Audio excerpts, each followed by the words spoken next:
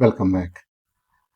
AIBE 21వ exam కోసం మీరందరూ జాగ్రత్తగా ప్రిపేర్ అవుతున్నారు.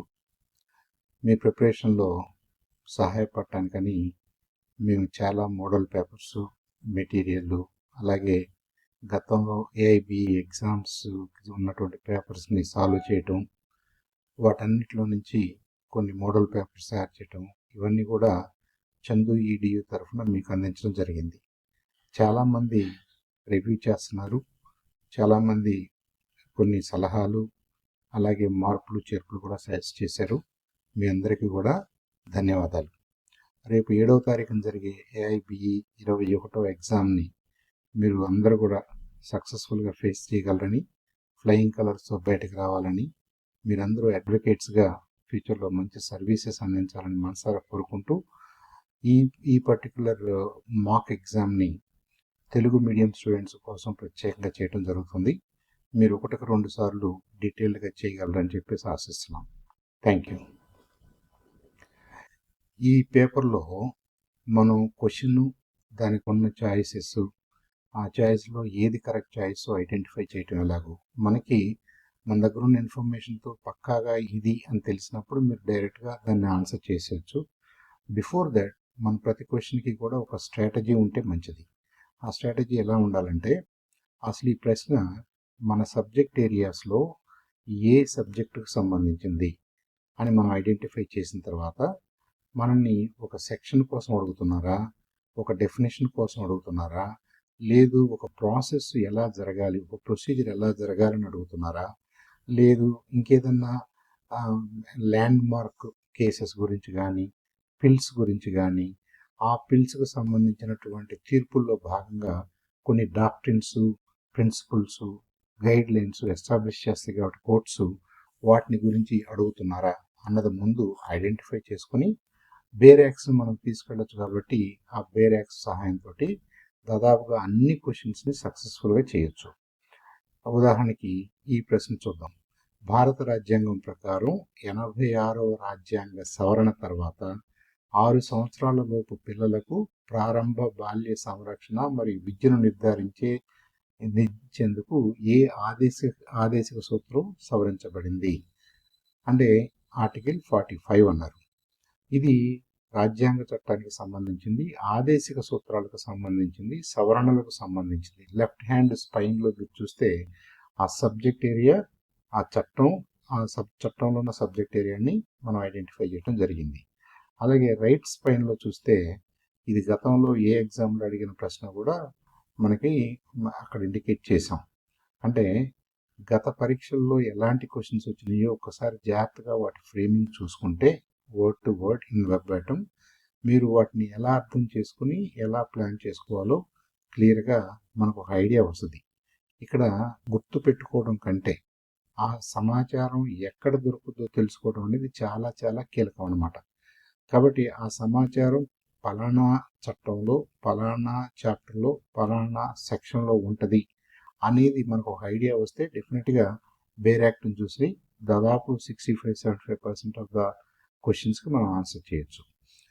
కొన్ని ఆటోమేటిక్గా మనకు తెలిసిన సమాచారం ఉంటుంది కాబట్టి దాంట్లో నుంచి కూడా మీరు ఆన్సర్ చేయొచ్చు. అలాగే ఇక్కడ 3వ క్వశ్చన్ వచ్చేసి నాగరిక సురక్షా సంహిత 291 ప్రకారం అన్నాడు. అంటే ఏంటి, ఆటోమేటిక్గా 291 దగ్గరికి మనం వెళ్ళొచ్చు, దాంట్లో ఏముందో మనం కన్ఫర్మ్ చేసుకోవచ్చు. ఇది చాలా ఈజీగా ఉండే క్వశ్చన్స్ అనమాట. సో మనం సెక్షన్ అడిగినప్పుడు ఏం చేయాలి, ఏ సెక్షన్ అని మనల్ని అడిగినప్పుడు మనం ఏం చేయాలి. ఉదాహరణకి 1908 సివిల్ ప్రొసీజర్ కోడ్ ప్రకారం రూల్ కమిటీ యొక్క న్యాయపరమైన సభ్యత్వాన్ని ఎంతమంది హైకోర్టు న్యాయమూర్తులు కలిగి ఉంటారు అన్నారనుకోండి. హైకోర్టులో 3 న్యాయమూర్తులు. ఎప్పుడు కూడా ఒక కమిటీ కానీ ఇంకోటి ఏదన్నా అడిగినప్పుడు, దాని గురించి అడిగినప్పుడు, ఒక బెంచ్ స్ట్రెంత్ గురించి అడిగినప్పుడు మోస్ట్ ప్రాబబ్లీ ఒక ఆడ్ నెంబర్ ఉంటుంది. అది ఎలాగూ అనేది ఆ సివిల్ ప్రొసీజర్ కోడ్ చూస్తాం, రూల్ కమిటీ అంటే ఎక్కడ ఉంటుందో చూస్తాం. ఆ రూల్ కమిటీలో అది 3, 5, 7 అనేది క్లియర్గానే ఉంటుంది. కాబట్టి మనకు వెంటనే దాని ఆన్సర్ ఐడెంటిఫై చేయడానికి, కరెక్ట్ చాయిస్ని మార్క్ చేయడానికి అవకాశం ఉంటుంది. అలాగే కింద మీకు ఎల్లోలో కొంత టెక్స్ట్ ఇచ్చాం. ఈ ఎల్లోలో ఇచ్చిన టెక్స్ట్ అంతా కూడా ఒక స్ట్రాటజీ, వ్యూహానికి సంబంధించింది అనమాట. మీరు ఎలా నావిగేట్ చేసుకుంటే ఎక్కడికి వెళ్ళొచ్చు అని. కొన్ని క్వశ్చన్స్ నా వాయిస్ కొద్దిగా ఫాస్ట్గా ఉన్నప్పటికీ మీరు వాయిస్ తీసేసి, అంటే మీరు మ్యూట్లో పెట్టేసుకుని, లో వాల్యూమ్లో పెట్టేసుకొని, మీరు ఏ క్వశ్చన్ని మీరు అనలైజ్ చేయాలనుకుంటున్నారో ఆ క్వశ్చన్ దగ్గర ఆగండి. ఆగి ఒకటికి 2 సార్లు చూడండి, దాన్ని మొత్తం వర్డ్ టు వర్డ్ చదవండి, ఆ ఆప్షన్స్ చూడండి. తర్వాత ఏది రైట్ ఆప్షన్ ఇచ్చేసాం అంతవరకు ఓకే, బట్ ఆ ఆప్షన్ ఎందుకు అలా రైట్ అన్నదానికి కొంత వివరణ ఉంది. తర్వాత నావిగేషన్ పేరుతోటి మీరు ఎక్కడి నుంచి ఎలా స్టార్ట్ అయ్యి ఎక్కడికి వెళ్తే ఈ ఆన్సర్ మీకు వస్తుందో క్లియర్గా అలాంటి డిస్కషన్ కూడా ఉంది. కాబట్టి ఇది గతంలో ఎగ్జామ్స్ రాసిన వాళ్ళు, బెస్ట్ స్కోర్స్ వచ్చిన వాళ్ళు షేర్ చేసుకున్న ఇన్ఫర్మేషను, వెబ్లో ఉన్నటువంటి చిట్కాలు, అలాగే ఎక్స్పీరియన్స్డ్ టీచర్స్ చెప్పినటువంటి సూత్రాలు, వాళ్ళ సూచనలు, వాటన్నిటిని దృష్టిలో పెట్టుకుని వీటిని కంపైల్ చేయడం జరిగిందనమాట. సో మోస్ట్ ఆఫ్ ద క్వశ్చన్స్కి మీకు వాల్యుబుల్ నావిగేషన్ స్ట్రాటజీస్ కింద ఉన్నటువంటి ఎల్లో టెక్స్ట్లో ఉంటాయి. కాబట్టి ఆ ఎల్లో టెక్స్ట్ని ఒక్కసారి మీరు జాగ్రత్తగా ఈ 100 క్వశ్చన్స్కి మీరు అది అలవాటు చేసుకుంటే, వేరే యాక్స్ అన్నిటినీ కొద్దిగా మీరు మార్క్ చేయటం అంటే దానిలో ఫిజికల్గా మీరు ఏం పెన్సిల్ పెన్తో రాయొద్దు. ఏ పార్ట్ ఎక్కడ ఉంటుంది, ముందు టేబుల్ ఆఫ్ కంటెంట్స్ ఎలా ఉంటాయి, తర్వాత సెక్షన్స్ని ఎలా ఐడెంటిఫై చేస్తాం, ఏ సెక్షన్స్ ఏ చాప్టర్లో ఉంటాయో మనకు ఎలా తెలుస్తుంది, తర్వాత అలా ఆ యాక్ట్ బుక్తో కొంత ఫెమిలియారిటీ మనకు వచ్చిందనుకోండి, చాలా ఈజీ అయిపోద్ది. 6వ క్వశ్చన్లో ఏమన్నారు, ఇది సిపిసికి సంబంధించిన క్వశ్చను. ఆ సిపిసికి కొత్త చట్టం పేరేంటి, భారతీయ నాగరిక్ సురక్షా సంహిత, అంటే బిఎన్ఎస్ఎస్. సిఆర్పిసిని ఈ క్రిమినల్ ప్రొసీజర్ కోడ్ అంతా మనం బిఎన్ఎస్ఎస్ అంటున్నాం. దాంట్లో పబ్లిక్ ప్రాసిక్యూటర్కి అర్హత ఏంటి అని అడిగారు. మీరు అడ్వకేట్ అయిన తర్వాత ఎన్నాళ్ళు మీరు ప్రాక్టీస్ చేస్తే పబ్లిక్ ప్రాసిక్యూటర్గా మీరు అప్లై చేయొచ్చు, మీకు అవకాశం వస్తుంది. అంటే మినిమం 7 years అన్నారు. 7 years కనీసం మీరు ప్రాక్టీస్ చేసి ఉండాలి. సో అలాంటివి కొన్ని మనం గుర్తుపెట్టుకోవడానికి అవకాశం ఉంటుంది. కానీ అది ఎలా వస్తుంది అనేది మీకు కింద ఉన్నటువంటి ఆ ఎల్లో టెక్స్ట్లో కింద ఉన్నటువంటి ఎక్స్ప్లెనేషన్/నావిగేషన్ భాగంలో వస్తుంది. అలాగే ఈ క్వశ్చన్ని ఎప్పుడు అడిగారు, ఎన్నిసార్లు అడిగారు అనేది ఈ రైట్ సైడ్లో ఉన్నది కూడా మీకు కొంత ఇండికేషన్. అంటే this is an important question, ఇది గతంలో అడిగారు, ఇలాంటి క్వశ్చన్స్ అడగటానికి అవకాశం ఉంటుంది అన్నది తెలుసుకోవటానికి. తర్వాత సిపిసి అనగానే మనం 1902లో చేసిన చట్టం అని తెలుసు మనకి. దాంట్లో సెక్షన్ 58 ప్రకారం, అంటే అది కూడా వెళ్ళటం ఈజీ మనకి. డిక్రీ, ఓకే, సివిల్ ప్రొసీడింగ్స్లో మనకు వచ్చే ఫైనల్ ఆర్టిఫాక్ట్ డిక్రీ. ఆ డిక్రీ 5,000 కంటే ఎక్కువ మొత్తాన్ని చెల్లించాలని ఉన్నప్పుడు సివిల్ జైల్లో నిర్బంధానికి గరిష్ట కాలం ఎంత. అలాంటి సిచ్యువేషన్స్లో ఒకవేళ జైలు టర్మ్ కూడా ఇస్తే, ఫైన్ కూడా వేస్తే, అది ఇది రెండు వేస్తే దాన్ని ఎలా అర్థం చేసుకోవాలి, దాన్ని ఏ సెక్షన్లో మనం చూసుకోవాలి. తర్వాత క్వశ్చన్ ఏమన్నారు, ఒప్పందాలు మరియు అంతర్జాతీయ ఒడంబడికలను, ఇంటర్నేషనల్ కన్వెన్షన్స్ని అమలు చేయడానికి చట్టాలు చేసే అధికారాన్ని పార్లమెంటుకు భారత రాజ్యాంగంలోని ఏ ఆర్టికల్ ఇస్తుంది. మనకి బయట యూరోపియన్ యూనియన్ తోటో లేదంటే యునైటెడ్ నేషన్స్లో జరిగిన ఒడంబడికలో, మిగతా దేశాలతో జరిగిన ఒడంబడికల్ని మనం సంస్థలకు సంబంధించిన ఒడంబడికలను అమలు చేయడానికి ఆర్టికల్ 253 ప్రకారం మన పార్లమెంట్కి అధికారం ఉందన్నమాట. Only parliament can do it. ఇండివిజువల్గా స్టేట్స్ అలాంటి చట్టాలు చేయలేవు. ఇది రాజ్యాంగ చట్టానికి, కాన్స్టిట్యూషన్ లాకి సంబంధించిన క్వశ్చను, శాసన అధికారాల పంపిణీకి సంబంధించినటువంటి అంశం. సో దేశానికి సంబంధించిన ఆ చట్టాలు ఎవరు చేస్తారు, కన్కరెంట్ లిస్ట్లో ఉన్న చట్టాలు ఎలా చేస్తారు, యూనియన్ లిస్ట్లో ఉంటే ఎలా చేస్తారు, స్టేట్ లిస్ట్లో ఉంటే ఎలా చేస్తారు, ఒకళ్ళు చేయాల్సిన చట్టం ఒకళ్ళు చేయడానికి అవకాశం ఉందా, ఉంటే ఎలాంటి పరిమితులు ఉన్నాయి, ఇవన్నీ కూడా మనం ఒకసారి చూసుకోవాల్సిన అవసరం ఉంది. తర్వాత భారతీయ ఒప్పంద చట్టం ప్రకారం, ఒప్పందాలంటే కాంట్రాక్ట్ యాక్ట్ 1872 ప్రకారం ప్రతిపాదకుడి అంటే ప్రపోజర్ దృష్ట్యా అంగీకారం, యాక్సెప్టెన్స్ యొక్క సమాచారం ఎప్పుడు పూర్తి అవుతుంది. ఒకటి ప్రపోజ్ చేస్తే ఎదుటి వాళ్ళు యాక్సెప్ట్ చేస్తే ఎప్పుడు అది యాక్సెప్ట్ చేసినట్టు అంటే అంగీకారదారు నియంత్రణకు మించిపోయేలా అది ప్రసార మార్గంలో ఉంచబడినప్పుడు. అంటే ఏంటి, సెక్షన్ 4 ప్రకారం అంగీకారదారు నియంత్రణకు మించి ప్రసార మాధ్యమంలో ఉంచబడినప్పుడు ప్రతిపాదకుడి దృష్ట్యా పూర్తవుతుంది. అది ప్రతిపాదకుడికి తెలిసినప్పుడు అంగీకారదారి దృష్ట్యా పూర్తవుతుంది. అంటే ఈ సీక్వెన్స్ ఆఫ్ ఈవెంట్స్, ముందు మనం ప్రపోజ్ చేస్తాము, వాళ్ళు యాక్సెప్ట్ చేస్తారు, తర్వాత కాంట్రాక్ట్ రాసుకుంటాము, తర్వాత దీని సంగతి పబ్లిక్ అందరికీ తెలిసిపోద్ది. ఒక మ్యాజిస్ట్రేట్ ఒక వ్యక్తికి 2 సంవత్సరాల కారాగార శిక్ష మరియు జరిమానా విధించినప్పుడు జరిమానా చెల్లించని పక్షంలో అతను విధించగల గరిష్ట కారాగార శిక్ష ఎంత? సెక్షన్ 30 సిఆర్పిసి లేదా బిఎన్ఎస్ఎస్ నిబంధన ఏది?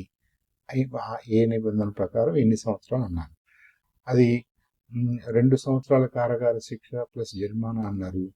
ఆ జరిమానా కట్టకపోతే ఇంకొక 6 months చేసే అవకాశం, అంటే అడిషనల్గా ఇంకో 6 months జైలు కాలాన్ని విధించే అవకాశం కూడా ఉంటుంది. అది 4వ వంతుకి పరిమితం. 2 సంవత్సరాల్లో 4వ వంతు అంటే 6 నెలలు అన్నమాట. సో ఆ పెనాల్టీ కట్టలేని పక్షంలో గరిష్ట జరిమానా శిక్ష ఎంత ఉందో దాంట్లో 6వ వంతుని కలపొచ్చు అనమాట. ఇది సెక్షన్ 30 సిఆర్పిసి ప్రకారం. ఇలా మనం ఆ క్వశ్చన్ని అర్థం చేసుకుంటూ ఆ యాక్ట్లోని కన్సర్న్డ్ సెక్షన్ దాకా మన ఆలోచన సాగాలి. సాక్ష్య చట్టం ప్రకారం, ఇండియన్ ఎవిడెన్స్ యాక్ట్ ప్రకారం లేదా భారతీయ సాక్ష్య అధినియం ప్రకారం అసంబద్ధమైన వాస్తవాలు ఎప్పుడు సంబద్ధమైనవిగా మారతాయి. అవి వివాదంలోని వాస్తవం లేదా సంబద్ధ వాస్తవంతో అసమంజసంగా, అస్థిరంగా ఉన్నప్పుడు. అంటే మనం ఒకటి క్లెయిమ్ చేసినప్పుడు వేరే ప్రస్తుతానికి అది అన్రిలేటెడ్గా అనిపించినా కానీ ఆ అన్రిలేటెడే నిజంగా రిలేటెడ్గా మారే అవకాశం కూడా ఉంటుంది. ఎలా ఉంటుంది, ఏ సెక్షన్స్ ప్రకారం అని అడుగుతున్నారు. కాబట్టి బేర్ యాక్ట్లో లేదా బిఎస్ఐ 2023లో సంబద్ధత నిబంధనలు సెక్షన్ 9, పాత మ్యాప్లోనేమో ఎవిడెన్స్ యాక్ట్లో సెక్షన్ 11 ప్రకారంగా దీన్ని మనం ఒక ఐడియాకి వస్తాం అన్నమాట. తర్వాత 1954 ప్రత్యేక వివాహ చట్టం, స్పెషల్ మ్యారేజెస్ యాక్ట్ 1954 ప్రకారం సెక్షన్ 10 కింద ఒక కేసు కేంద్ర ప్రభుత్వానికి బదిలీ చేయబడినప్పుడు దాని నిర్ణయం తర్వాత వివాహాన్ని జరిపించడానికి ఉన్న కాల పరిమితి ఎంత? 3 months అన్నమాట, 3 నెలలు. బదిలీ అయిన కేసుపై కేంద్ర ప్రభుత్వం నిర్ణయం తర్వాత ఆ నిర్ణయం నుండి 3 నెలల లోపు వివాహం జరిపించవచ్చు. సెక్షన్ 10. దీన్ని ఎలా వెళ్తాము? బేర్ యాక్ట్ తీసుకుంటాం, ప్రత్యేక వివాహ చట్టం. ప్రత్యేక వివాహ చట్టంలో సెక్షన్ 10 దాంట్లో కాల పరిమితి నిర్ణయం నుండి 3 నెలలు ఉంది.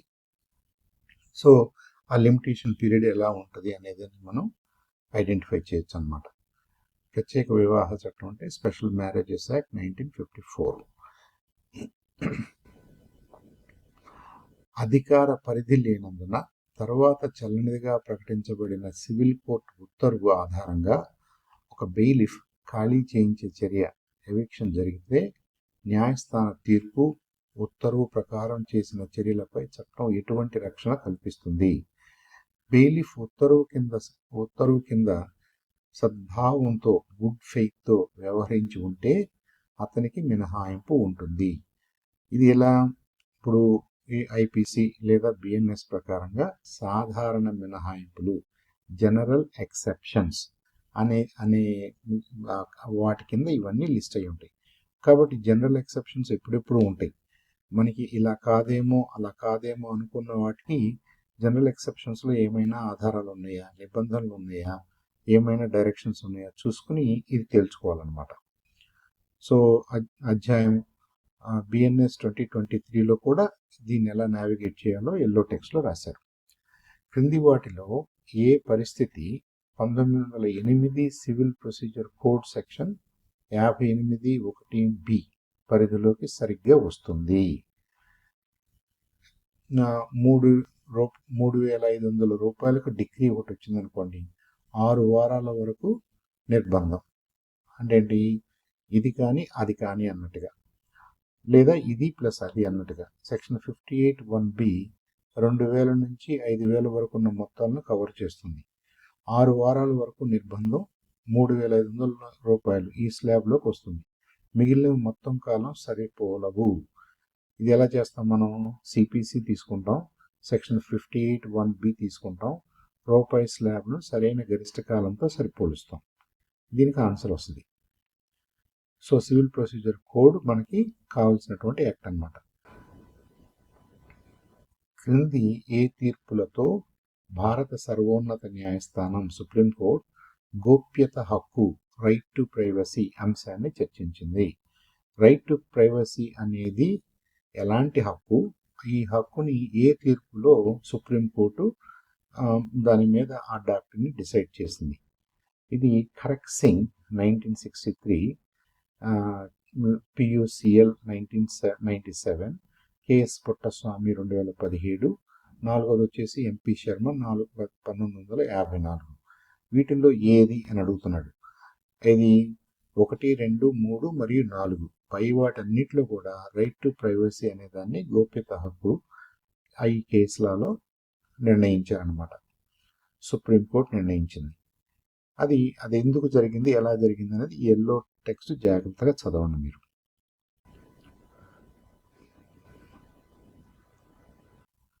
1872 అనగానే ఇండియన్ కాంట్రాక్ట్ చట్టం అన్నమాట. అంగీకారం సంపూర్ణంగా మరియు షరతులు లేనిదిగా ఉండాలి. అంగీకారదారు సమాధానం ఒక కొత్త షరతును ప్రవేశపెడితే చట్టపరమైన ప్రభావం ఎలా ఉంటుంది? ఇది కాంట్రాక్ట్ లాలో మనం చూడాలి. అది ఎదురు ప్రతిపాదన, కౌంటర్ ప్రపోజల్ అవుతుంది. తద్వారా అసలు ప్రతిపాదనను తిరస్కరిస్తుంది. మనం ప్రపోజల్ అన్నాము, యాక్సెప్టెన్స్ అన్నాము, కాంట్రాక్ట్ అన్నాము. ఈ సీక్వెన్స్లో ఒక ప్రపోజల్ని ఎలా మనం అర్థం చేసుకోవాలి, కౌంటర్ ప్రపోజల్ వచ్చినప్పుడు ఏం జరుగుతుంది?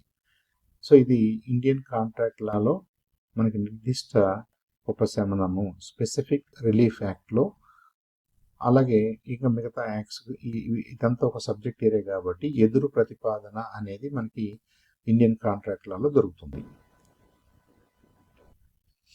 ప్రతిపాదన ఏ 2023 జాతీయ నాగరిక సురక్షా సంహిత ప్రకారం ప్రకటిత వ్యక్తి ప్రొక్లైమ్డ్ పర్సన్ ప్రకటనలో పేర్కొన్న కాలంలో హాజరైతే న్యాయస్థానం జప్తు చేసిన ఆస్తిని విడుదల చేయాలి. కారణం, జప్తు అనేది హాజరును బలవంతం చేయడానికి ఉద్దేశించబడింది, ఆస్తిని శాశ్వతంగా కోల్పోయేలా చేయడానికి కాదు. అంటే ఏంటంటే అతను తప్పించు తిరుగుతున్నాడు కాబట్టి అతను వచ్చేంత వరకు అతని ఆస్తిని వీళ్ళ కంట్రోల్లో పెట్టుకుంటారు, అంతేగాని పర్మనెంట్గా తీసేసుకోవడానికి కాదు. సో ఏ మరియు ఆర్ రెండు నిజమే. ఆర్ అనేది ఏకు సరైన వివరణ అని కూడా చెప్తున్నారు. అంటే జప్తు అనేది హాజరును బలవంతం చేయడానికే కానీ శాశ్వతంగా కోల్పోయేలా చేయడానికి కాదు. ఇది ప్రకటిత వ్యక్తి ఎవరినైతే ఆ కేసులో ముద్దాయిగా ఉన్నారా లేదంటే ఎలా ఉన్నారా అతను కోర్టుకి హాజరు కాని పక్షంలో హాజరుపరుచుకునే విధానం అన్నమాట. 2023 భారతీయ సాక్ష్య అధినియం ప్రకారం ఒక కుట్రదారు చెప్పిన లేదా చేసిన విషయాలు మరొక కుట్రదారుకు వ్యతిరేకంగా అంగీకార యోగ్యం కావాలంటే ఏ షరతు తీర్చబడాలి? ఇన్ కేస్ ఆఫ్ కాన్స్పిరసీ ఇద్దరుంటారు అక్కడ, ఆ ఇద్దరులో ఒకళ్ళ మీద చెప్పుకుంటున్నప్పుడు ఏ పరిస్థితుల్లో అది ఆమోదయోగ్యం, ఆ అంగీకార యోగ్యం ఆ రెండో అతనికి అన్నది ఎలా తెలుస్తాం? కుట్ర ఉన్నదని విశ్వసించడానికి సహేతుకమైన ఆధారం ఉండాలి. అప్పుడు మాత్రమే ఈ ఒకళ్ళ మీద ఒకళ్ళు చేసుకున్న ఆరోపణలు నిజమా కాదా అనేది మనం ప్రెజ్యూమ్ చేసుకోవడానికి అవకాశం ఉంటుంది. ఇది ఇండియన్ ఎవిడెన్స్ యాక్ట్ ప్రకారం లేదా సాక్ష్య అధినియం ప్రకారం కుట్ర సహకుట్రదారులకు సంబంధించిన అంశం ఇది.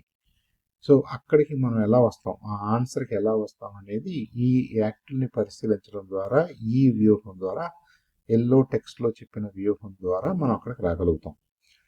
2005 గృహ హింస నుండి మహిళల రక్షణ చట్టం సెక్షన్ 31 ప్రకారం రక్షణ ఉత్తర్వు ఉల్లంఘనకు నిర్దేశించిన గరిష్ట కారాగార శిక్ష ఎంతకాలం?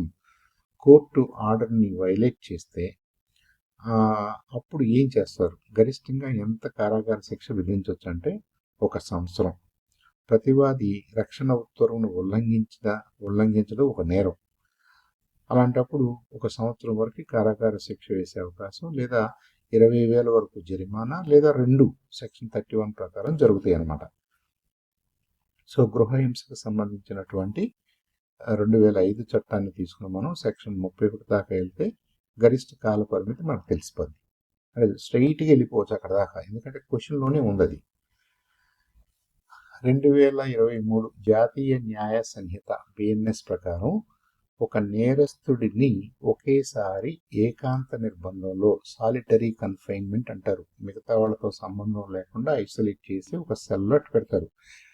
సాలిటరీ కన్ఫైన్మెంట్ని ఉంచగలిగినటువంటి గరిష్ట వరుస రోజుల సంఖ్య, అంటే కంటిన్యూస్గా ఎంతకాలం పాటు, గరిష్టంగా ఎంతకాలం పాటు ఉంచవచ్చు అంటే 14 రోజులు మాత్రమే, అంతకంటే ఎక్కువ ఉంచకూడదు. మళ్ళీ ఆ 14 రోజులకి లేదా 14 రోజులు దాటాల్సిన పరిస్థితి ఉంటే దానికి పరిమితులు, ప్రొసీజర్స్ ఉన్నాయి. At a time, at a stretch 14 రోజుల కంటే ఎక్కువైతే ఉంచకూడదు. అది ఏకాంత నిర్బంధం, సాలిటరీ కన్ఫైన్మెంట్. ఇది ఏఐబి 20 అంటే ఇమీడియట్లీ లాస్ట్ ఇయర్ జరిగిన ఏఐబిఏలో ఇచ్చారన్నమాట ఈ క్వశ్చన్ని.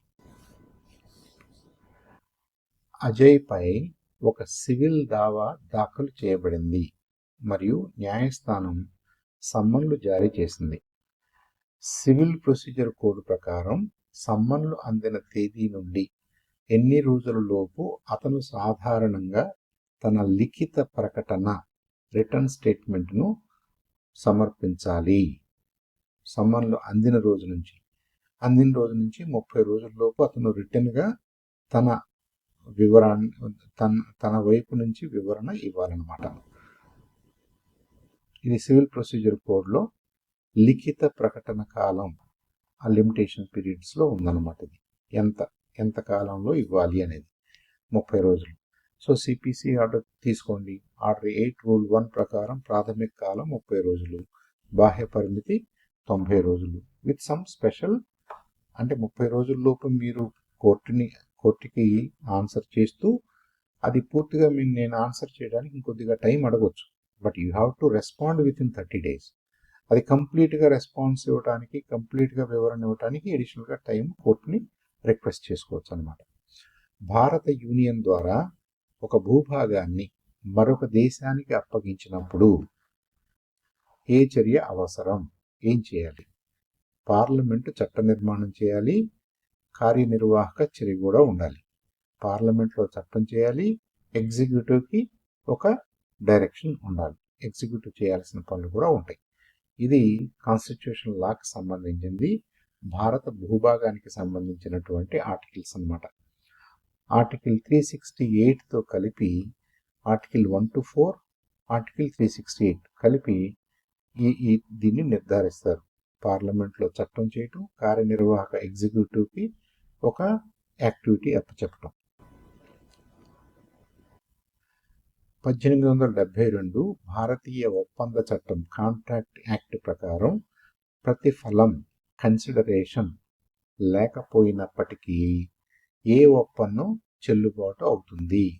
జనరల్గా మనం ఏమంటాం, కన్సిడరేషన్ లేకపోతే వాయిడ్ అంటాం. కానీ కన్సిడరేషన్ లేకపోయినా ఎక్సెప్షన్స్ కొన్ని ఉన్నాయి. ఏంటది? సహజ ప్రేమ మరియు అనురాగంతో భర్త తన భార్యకు ఆస్తి బదిలీ చేస్తానని చేసిన లిఖిత మరియు రిజిస్టర్డ్ వాగ్దానం, ఇలాంటి వాటిలో కన్సిడరేషన్ ఏమీ ఉండదు. కానీ it's a promise, it's a contract, it's one type of a contract out of love and affection. అలా చేయొచ్చు. లేదనుకుంటే ఇంకా మిగతా ఎక్సెప్షన్స్ ఏమున్నాయో అవన్నీ కూడా మనకి ఈ ఒప్పంద చట్టంలో సెక్షన్ 25 ప్రకారంగా ఉంటుంది. 25(1) లిఖిత, రిజిస్టర్డ్, ఇంకా ఏమేం జరగాలి అవన్నీ కూడా అక్కడ ఎక్స్ప్లెయిన్ చేశాను.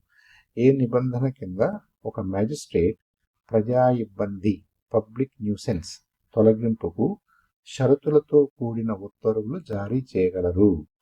Section 133 CrPC. దానికి సంబంధిత బిఎన్ఎస్ నిబంధన ఏంటి, అదేంటిది? ఈ షరతులతో కూడిన ఉత్తర్వులు జారీ చేయగలరు అన్నది 73 క్రిమినల్ ప్రొసీజర్ కోడ్ సెక్షన్ 133. దానికి ఏం చేస్తారు? ఐపీసీలో 144 అన్నారు. అత్యవసర ఉత్తర్వులు, లేదనుకుంటే 133 అంటే ఏదైనా న్యూసెన్స్ జరుగుతున్నప్పుడు కూడా ఉత్తర్వులు ఇవ్వచ్చు. ఈ రెండింటికి తేడా ఏంటో కూడా మనం చూసేట్టు పెట్టుకోవాలి, చదువుకున్నట్టు పెట్టుకోవాలి.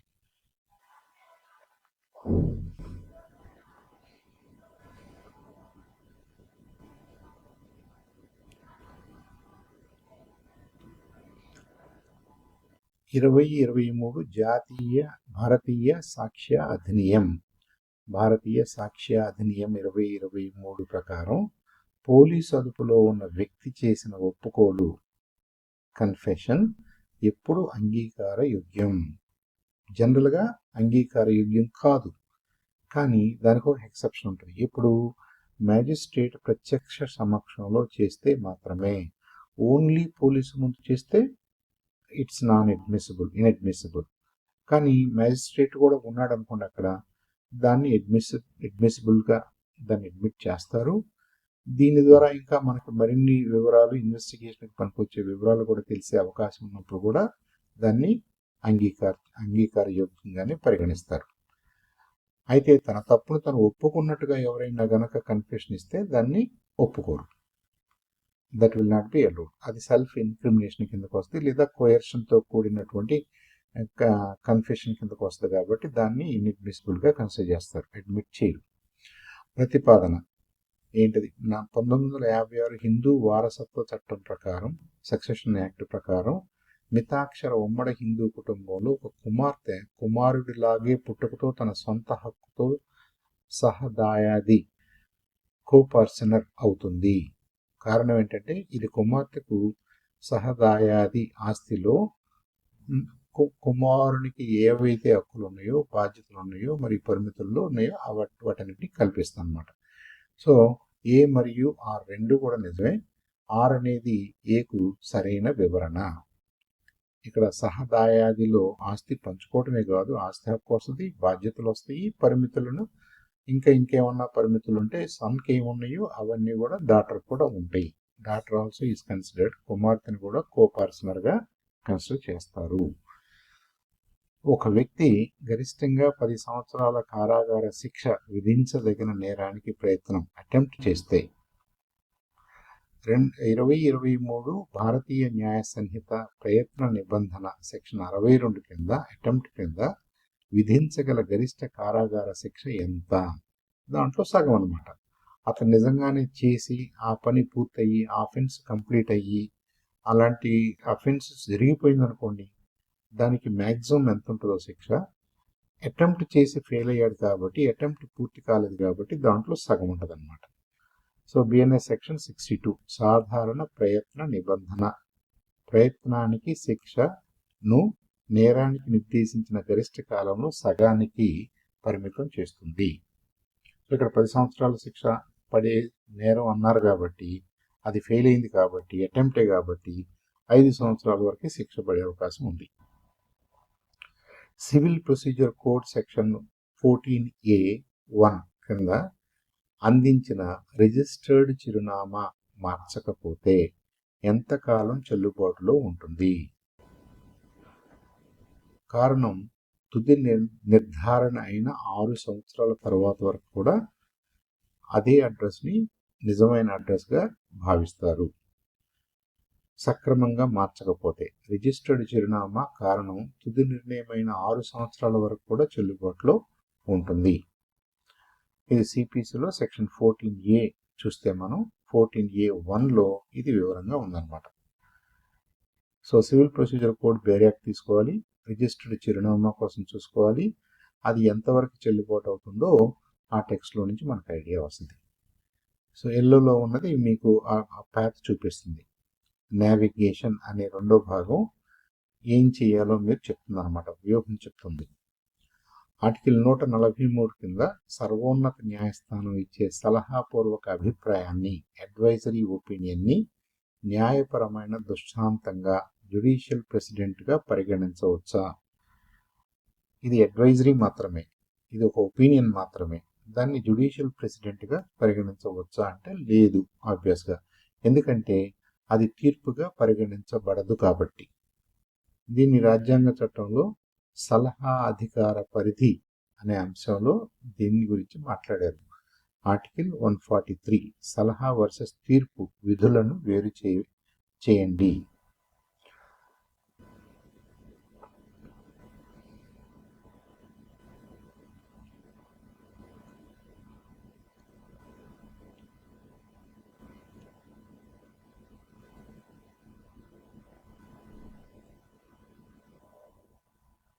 నెక్స్ట్ క్వశ్చన్, భారతీయ ఒప్పంద చట్టం ఇండియన్ కాంట్రాక్ట్ యాక్ట్ 1872 ప్రకారం ప్రధాన రుణగ్రహీత అప్పులో కొంత భాగం చెల్లించకుండా వదిలేసి ఇద్దరు లేదా అంతకంటే ఎక్కువ సహ హామీదారులు కో ష్యూరిటీలు ఉన్నప్పుడు చెల్లించని భాగాన్ని ఎవరు భరిస్తారు?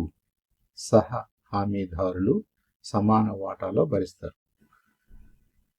సో అసలు అప్పు తీసుకున్న అతను చెల్లించని పక్షంలో స్పాన్సర్ అంటే ష్యూరిటీస్గా ఉన్న వాళ్ళ దగ్గర నుంచి వాళ్ళు ఒకళ్ళు లేదా ఇద్దరు అయితే ఒకళ్ళైతే మొత్తం తీసుకునే అవకాశం ఉంటుంది, వాళ్ళ దగ్గర బ్యాలెన్స్ లేదు, ఇద్దరు కానీ అంతకంటే ఎక్కువ మంది ఉంటే వాళ్ళ దగ్గర ఆ మిగిలిన అమౌంట్ని ఈక్వల్ పార్ట్స్లో తీసుకునే అవకాశం ఉంటుంది.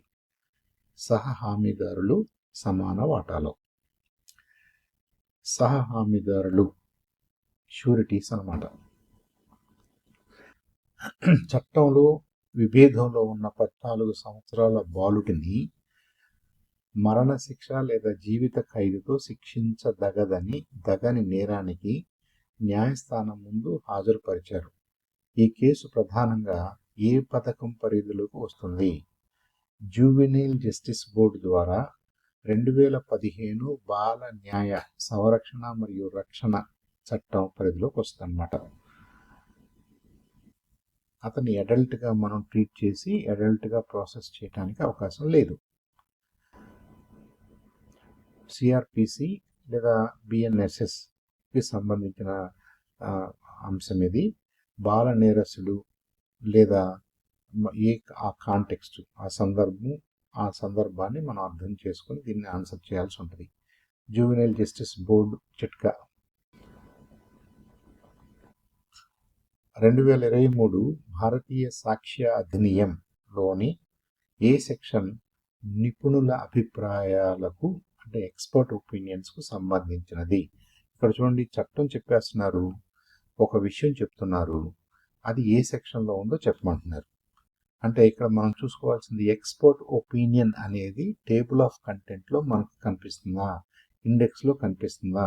అది కనిపిస్తే ఏ చాప్టర్లో ఏ సెక్షన్లో ఉందో మనం ఇట్టే పెట్టేయచ్చు అనమాట. సెక్షన్ 39. సో ఈ క్వశ్చన్ని మనం రీఆర్డర్ చేసుకోవాలి. 2023 భారతీయ సాక్ష్య అధినియం అది ఉంది. ఏ సెక్షను మనకు తెలియదు, కానీ టాపిక్ మనకు తెలుసు, ఎక్స్పర్ట్ ఒపీనియన్. ఎక్స్పర్ట్ ఒపీనియన్ అనే సబ్జెక్ట్ని ఏ సెక్షన్లో డిస్కస్ చేశారో దాన్ని మనం ఐడెంటిఫై చేయాలి. సెక్షన్ 39, పాత ఇండియన్ ఎవిడెన్స్ యాక్ట్లో అయితే సెక్షన్ 45 అన్నమాట. మోసం, ఫ్రాడ్ ద్వారా సమ్మతి పొందారన్న కారణంపై 1955 హిందూ వివాహ చట్టం కింద శూన్యత వైడ్ పిటిషన్కు డిగ్రీ మంజూరుకు చట్టబద్ధమైన అడ్డంకి బార్ ఏమిటి? మోసం బయటపడిన తరువాత పిటిషనర్ ప్రతివాదితో భార్యాభర్తలుగా జీవించారు అనుకోండి, ఇంకా తర్వాత ఆ మోసాన్ని మోసంగా మనం పరిగణించాల్సిన అవసరం లేదు అన్నట్టుగా.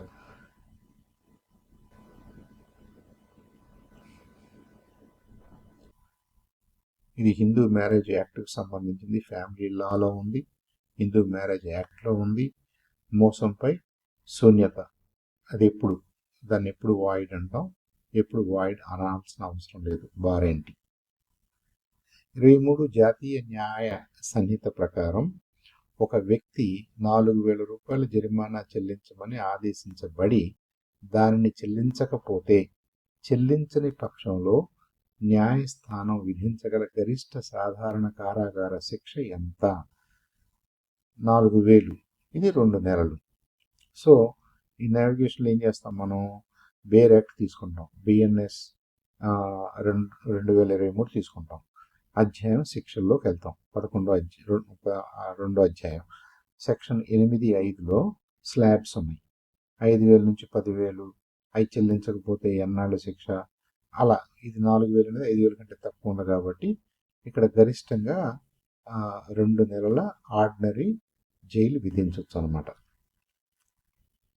సాధారణ జైలు శిక్ష విధించవచ్చు, సాధారణ కారాగార శిక్ష విధించవచ్చు. మోటార్ వెహికల్స్ చట్టం ప్రకారం నో ఫాల్ట్ బాధ్యత నిబంధన కింద మోటారు వాహన ప్రమాదంలో మరణం సంభవించినప్పుడు చెల్లించవలసిన నిర్ణీత నష్టపరిహారం మొత్తం ఎంత? అనుకోకుండా మోటార్ వెహికల్కి ఓనర్ కానీ డ్రైవర్ కానీ వాళ్ళ ఫాల్ట్ లేకుండా ఒక యాక్సిడెంట్ జరిగింది, అయినా ఎదుటి మనిషి చనిపోయాడు. అప్పుడు ఎంత చేయాలి మనం? గరిష్టంగా 50,000 రూపాయలు అనమాట.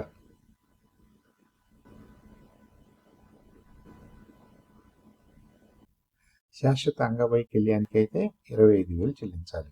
నో ఫాల్టే అయినప్పటికీ లయబిలిటీ ఉంది. ఆ వెహికల్ డ్రైవ్ చేస్తున్నది అతనికి లయబిలిటీ ఉంది.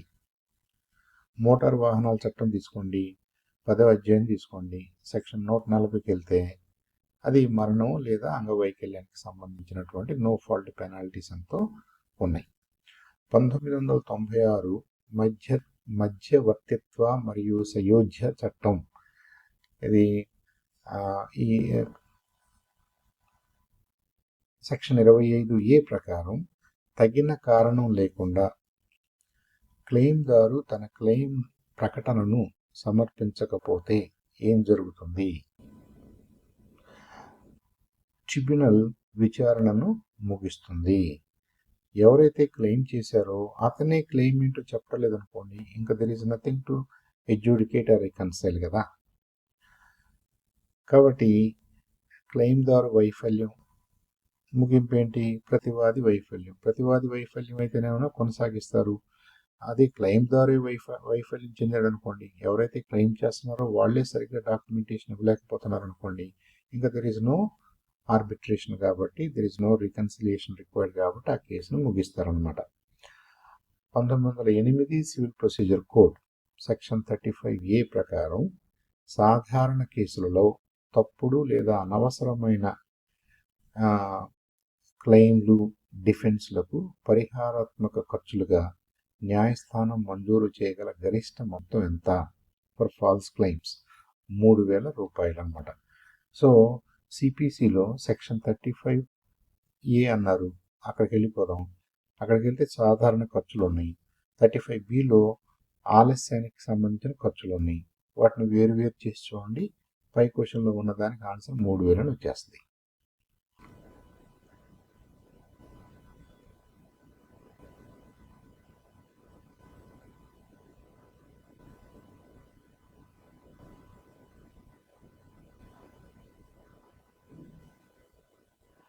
భారత పౌరులందరికీ సమాచార హక్కును, రైట్ టు ఇన్ఫర్మేషన్, ఒక ప్రాథమిక హక్కుగా ప్రకటించడానికి సుప్రీంకోర్టు ఏ నిబంధనను ఉపయోగించింది? సుప్రీంకోర్టుకి అసలు ఈ ఐడియా ఎక్కడి నుంచి వచ్చింది? రాజ్యాంగంలో ఉన్న ఏ నిబంధన ప్రకారం రైట్ టు ఇన్ఫర్మేషన్ అనేది ఫండమెంటల్ హక్కుగా, సమాచార హక్కును, రైట్ టు ఇన్ఫర్మేషన్ ప్రాథమిక హక్కుగా ప్రకటించింది? అంటే రాజ్యాంగంలోని ఆర్టికల్ 19(1)A భావ స్వేచ్ఛ హక్కు. అంటే రాజ్యాంగ మూలాన్ని చట్టబద్ధ యంత్రాంగం నుండి వేరు చేయండి.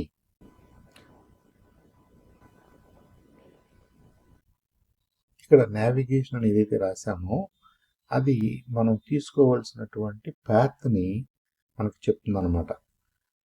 ఇండియన్ కాన్స్టిట్యూషన్లో 3వ భాగంలో ఆ ఫండమెంటల్ రైట్స్లో అలా మనం వెళ్ళాలన్నమాట. 1963 నిర్దిష్ట ఉపశమన చట్టం, స్పెసిఫిక్ రిలీఫ్ యాక్ట్ ప్రకారం నిర్దిష్ట చర ఆస్తి, మూవబుల్ ప్రాపర్టీ స్వాధీనంలో ఉన్న ప్రతివాదిని వాదికి అప్పగించమని ఎప్పుడు బలవంతం చేయవచ్చు? ఆస్తి వాది యొక్క ఏజెంట్ లేదా ట్రస్టీగా ఉంచబడినప్పుడు.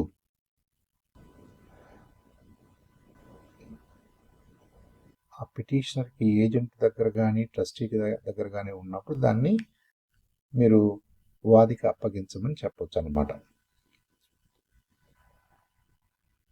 సో ఏజెంట్కి కానీ ట్రస్టీకి కానీ నిజంగా దాని మీద హక్కులే ఉండవు కదా, కాబట్టి వాది నాది నాకు అప్పగించండి అన్నప్పుడు అప్పగించాల్సిందే.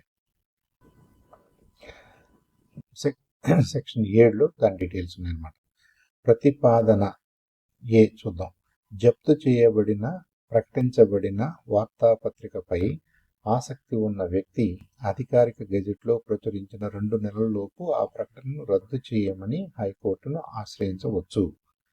కారణం ఏంటంటే అటువంటి దరఖాస్తులను విచారించే ప్రత్యేక ధర్మాసనం హైకోర్టు బలంతో సంబంధం లేకుండా ఎల్లప్పుడూ ఖచ్చితంగా 3 న్యాయమూర్తులను మరియు ఆర్ అనేది ఏకు సరైన వివరణ. సరే, I think text is a bit jumbled up here, it's not clear. అంటే ఏంటంటే ఏ నిజం కానీ ఆర్ అనేది తప్పు.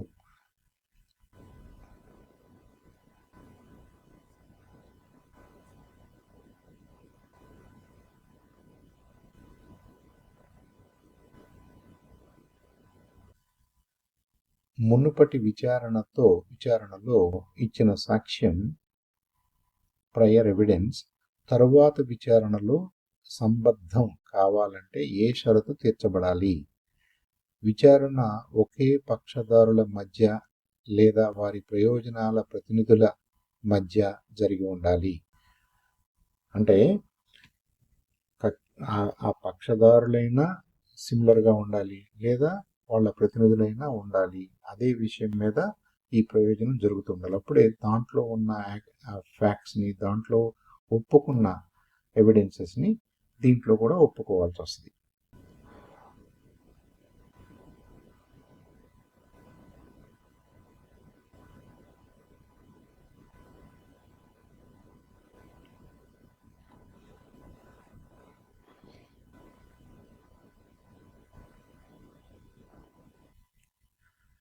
– 1955 హిందూ వివాహ చట్టం ప్రకారం 2 వ్యక్తులు నిషేధిత సంబంధ స్థాయిల్లో డిగ్రీస్ ఆఫ్ ప్రొహిబిటెడ్ రిలేషన్షిప్ ఉన్నట్లయితే ఒకరు మరొకరికి సరళరేఖ పూర్వీకుడు దత్తత సహా, ఒకరు మరొకరికి సరళరేఖ పూర్వీకుడు / వారసుడి జీవిత భాగస్వామి, ఒకరు కొన్ని నిర్దిష్ట పురుష బంధువుల భార్య, నాలుగోది వారు అనుకోని నిషేధిత సంబంధ స్థాయిల చట్టబద్ధ నిర్వచనంలో 4 నిబంధనలు వర్తిస్తాయి. ఆచారం అనుమతించకపోతే ఇలా. ఆచారం అంటే మళ్ళీ ఆ కస్టమ్స్ ఉన్నప్పుడు ఆ కస్టమ్స్ వేరే, they take priority. Bare act తీసుకోండి, హిందూ వివాహ చట్టం తీసుకోండి, దాంట్లో 55లో సెక్షన్ 3G, సెక్షన్ 5, 4తో కలిపి 4 వర్తిస్తాయి. అనేక నేరాలు వేరువేరు శిక్షలను కలిగి ఉన్నప్పటికీ ఏ నేరం జరిగిందో స్పష్టంగా తెలియనప్పుడు చట్టం సెక్షన్ 72 IPC ప్రకారం ఏమంటది? దామాషా న్యాయాన్ని ఎలా నిర్ధారిస్తుంది? అతి తక్కువ నిర్దేశిత కాలం ఉన్న నేరానికి శిక్ష విధించటం ద్వారా. అంటే 2-3 నేరాలు ఉన్నప్పుడు అన్నిటికంటే తక్కువ దేనికి శిక్ష ఉందో, ఆ నేరాలు స్పష్టంగా లేనప్పుడు తక్కువ శిక్ష ఉన్నటువంటి అఫెన్స్ ఏది ఉందో దానికి సంబంధించిన శిక్షను విధిస్తారనమాట. అంటే బియాండ్ రీజనబుల్ డౌట్ చెప్పలేకపోతున్నాం కాబట్టి దే గో విత్ ద అంటే లీస్ట్ అఫెన్స్, లీస్ట్ ఏదైతే ఉందో ఆ లీస్ట్ శిక్ష విధించాల్సి వస్తుంది. ఆ సెక్షన్ని ఫైనల్ చేసుకోవాల్సి వస్తుంది. 1972 గ్రాట్యుటీ చెల్లింపు చట్టం ప్రకారం క్రింది ఏ కారణంతో సేవ ముగిసినప్పుడు ఎంట్రెంచ్మెంట్ కేసెస్లో గ్రాట్యుటీ చెల్లింపునకు 5 సంవత్సరాల నిరంతర సేవ తప్పనిసరి కాదు. జనరల్గా కనీసం 5 సంవత్సరాలు పూర్తి చేస్తేనే గ్రాట్యుటీకి ఎలిజిబుల్ అన్నాం. కానీ దీనికి ఎక్సెప్షన్ ఏంటి అంటున్నాడు. ప్రమాదం లేదా వ్యాధి కారణంగా ఉద్యోగి మరణం లేదా అంగవైకల్యం జరిగినప్పుడు అది 5 సంవత్సరాల సేవ పూర్తి కానప్పటికీ గ్రాట్యుటీ ఇవ్వాల్సిన అవసరం ఉంటుంది. ఇది according to gratuity payments act అన్నమాట.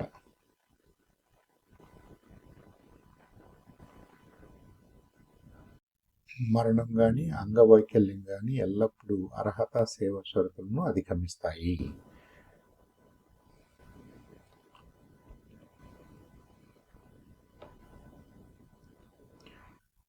(1988) మోటార్ వాహనాల చట్టం ప్రకారం డ్రైవింగ్ లైసెన్సుకు దరఖాస్తు చేసేందుకు లైసెన్సింగ్ అథారిటీ అధికార పరిధిని ఏ అంశం నిర్ణయిస్తుంది? మనం ఎక్కడికి వెళ్ళి లైసెన్స్ తీసుకోవాలి, మనకి లైసెన్సింగ్ అథారిటీ ఎవరు, మనకి లైసెన్స్ ఎవరిస్తారు అన్నది దేన్ని బట్టి తెలుస్తుంది? ఆ జ్యూరిస్డిక్షన్ ఎలా తెలుస్తుంది అంటే, దరఖాస్తుదారు సాధారణంగా నివసించే లేదా వ్యాపారం నిర్వహించే ప్రాంతం. ఈ రెండిట్లో ఏదో ఒకటి ఉంటే దానికి ఆ పరిధికి దాన్ని అది ఏ పరిధిలోకి వస్తుందో ఆ అథారిటీ మనకి లైసెన్స్ ఇస్తుందన్నమాట. సాధారణంగా నివసించే అడ్రస్ ప్రకారం లేదా వ్యాపారం చేసుకునే అడ్రస్ ప్రకారం వీటిని ప్రామాణికంగా తీసుకుని ఏ జ్యూరిస్డిక్షన్లో ఇవి ఉన్నాయో ఆ జ్యూరిస్డిక్షన్ ప్రకారంగా ఆ అథారిటీ మనకి లైసెన్స్ ఇస్తుంది. 1961 ఆదాయపు పన్ను చట్టం సెక్షన్ 24A ప్రకారం గృహ ఆస్తి నుండి వచ్చే ఆదాయం యొక్క వార్షిక విలువలో ఎంత శాతం ప్రామాణిక తగ్గింపు స్టాండర్డ్ డిడక్షన్గా అనుమతించబడుతుంది?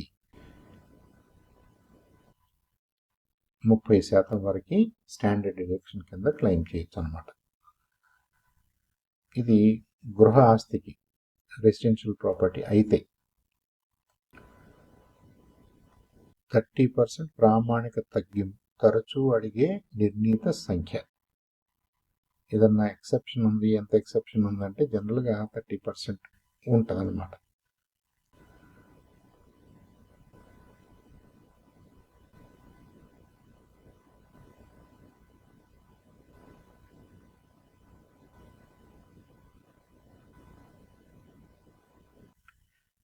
(1961) న్యాయవాదుల చట్టం అడ్వకేట్స్ యాక్ట్లోని ఏ section bar council of India యొక్క క్రమశిక్షణ అధికారాలను కల్పిస్తుంది?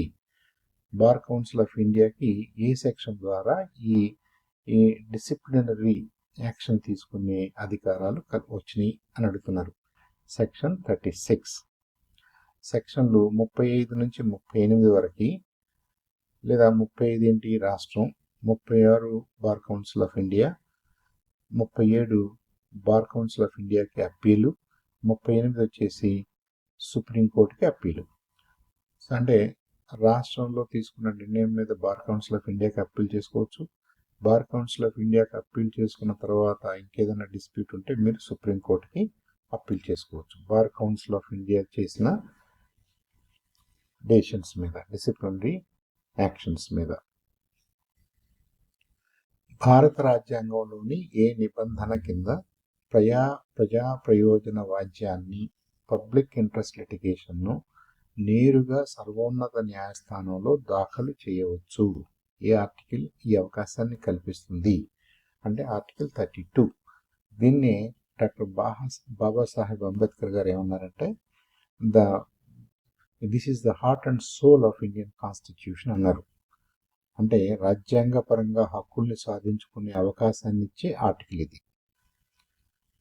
ఇది ప్రాథమిక హక్కులు, అలాగే జనరల్గా పబ్లిక్ ఇంట్రెస్ట్లో మనం కొన్ని హక్కుల్ని మనం కాపాడుకోదలుచుకున్నప్పుడు.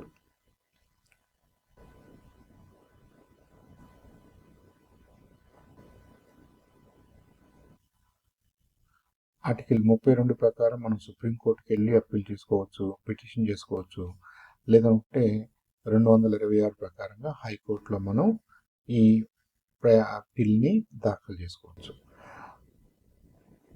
ప్రత్యాయోజిత చట్ట నిర్మాణం, డెలిగేటెడ్ లెజిస్లేషన్ సందర్భంలో ఏ న్యాయ సిద్ధాంతం శాసనసభ పరిపాలనకు అనియంత్రిత శాసన అధికారాన్ని అప్పగించకుండా నిరోధిస్తుంది? అధిక ప్రత్యాయోజనం, ఎక్సెసివ్ డెలిగేషన్ని నిరోధించదన్నమాట. మీరు మెయిన్ పేరెంట్ చట్టంలో ఏముందో దాన్ని మించి, దాన్ని దాటి మీరు ఎలాంటి రూల్స్ కానీ రెగ్యులేషన్స్ని కానీ ఇంపోజ్ చేయకూడదు.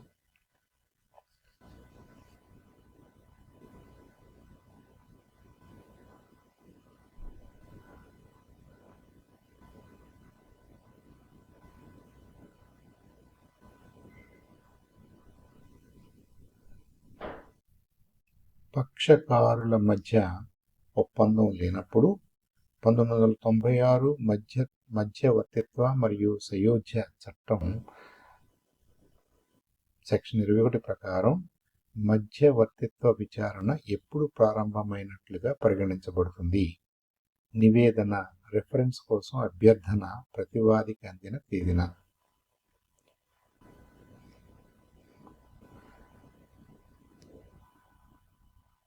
సెక్షన్ 21 ట్రిగర్ ఏంటంటే ప్రతివాదికి అభ్యర్థన అందటం.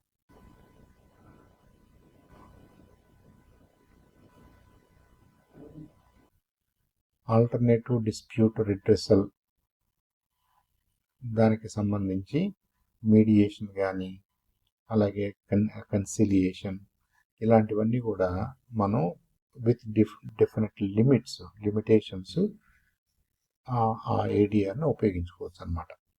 సివిల్ ప్రొసీజర్ కోడ్ సెక్షన్ 11 కింద రెస్ జుడికాటా వర్తించాలంటే మునుపటి దావా తప్పనిసరిగా 1 తుదిగా పరిష్కరించబడి ఉండాలి, 2 తదుపరి దావాకు ముందు మాత్రమే దాఖలు చేయబడాలి, 3 ప్రత్యక్షంగా మరియు గణనీయంగా వివాదంలో ఉన్న అదే అంశానికి సంబంధించిందై ఉండాలి, 4 అదే పక్షకారుల మధ్య లేదా వారి కింది ఏజెంట్స్ మధ్య ఉండాలి. అయితే ఇక్కడ 1, 3, 4 ట్రూ అన్నమాట. ఈ 3 కూడా ఈ షరతులు ఆవశ్యకం. రెండోది ఏంటి, తదుపరి దావాకు ముందు మాత్రమే దాఖలు చేయబడాలి అనేది లేదు. తదుపరి దావాకు ముందు దాఖలు చేయలేము అసలు యాక్చువల్గా. ఎందుకని, అది ఆల్రెడీ ఒక చోట పెండింగ్లో ఉంది కాబట్టి. రాజ్యాంగంలోని ఏ షెడ్యూల్ కొన్ని చట్టాలు మరియు నిబంధనల ధృవీకరణ వ్యాలిడేషన్తో వ్యవహరిస్తుంది? రాజ్యాంగంలోని ఏ షెడ్యూల్? షెడ్యూల్ 9 అన్నమాట. 9th షెడ్యూల్లో కొన్ని చట్టాలు మరియు నిబంధనల ధృవీకరణ. 9వ షెడ్యూల్ చిట్కా ఏంటంటే 9వది భూ సంస్కరణ రక్షణ, 10వది ఫిరాయింపుల నిరోధం.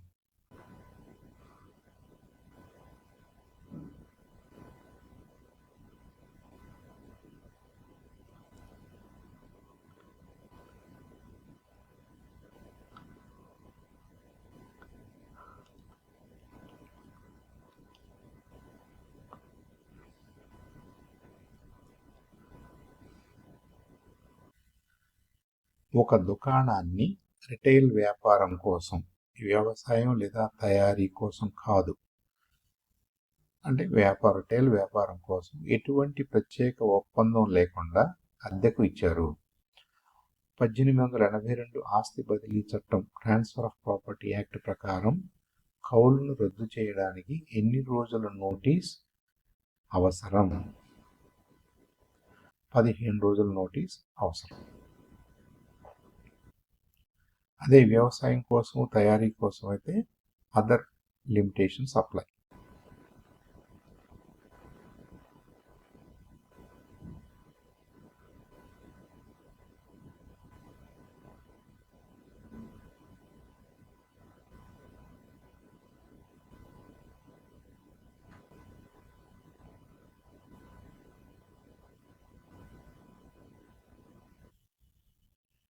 తనను తాను పోషించుకోలేని, నిర్లక్ష్యానికి గురైన భార్య తగిన ఆర్థిక స్తోమత గల తన భర్త నుండి నెలవారీ భరణం కోరుతుంది.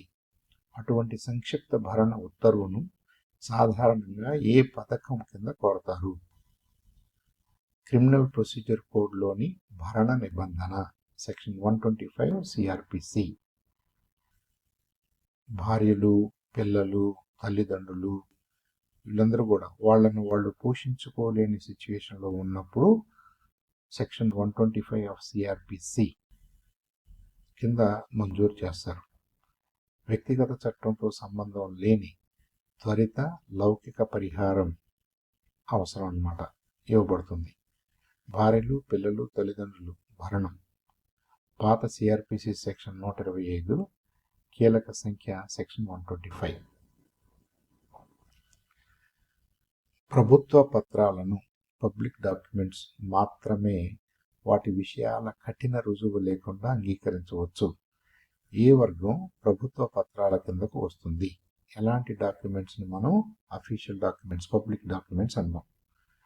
ప్రభుత్వ అధికారుల న్యాయపరమైన మరియు కార్యనిర్వాహక చర్యలు ఏవైతే ఉంటాయో అవన్నీ కూడా పబ్లిక్ డాక్యుమెంట్స్ కిందే ఉంటాయి. వాటిని మళ్ళీ ప్రూవ్ చేయాల్సిన అవసరం లేదు.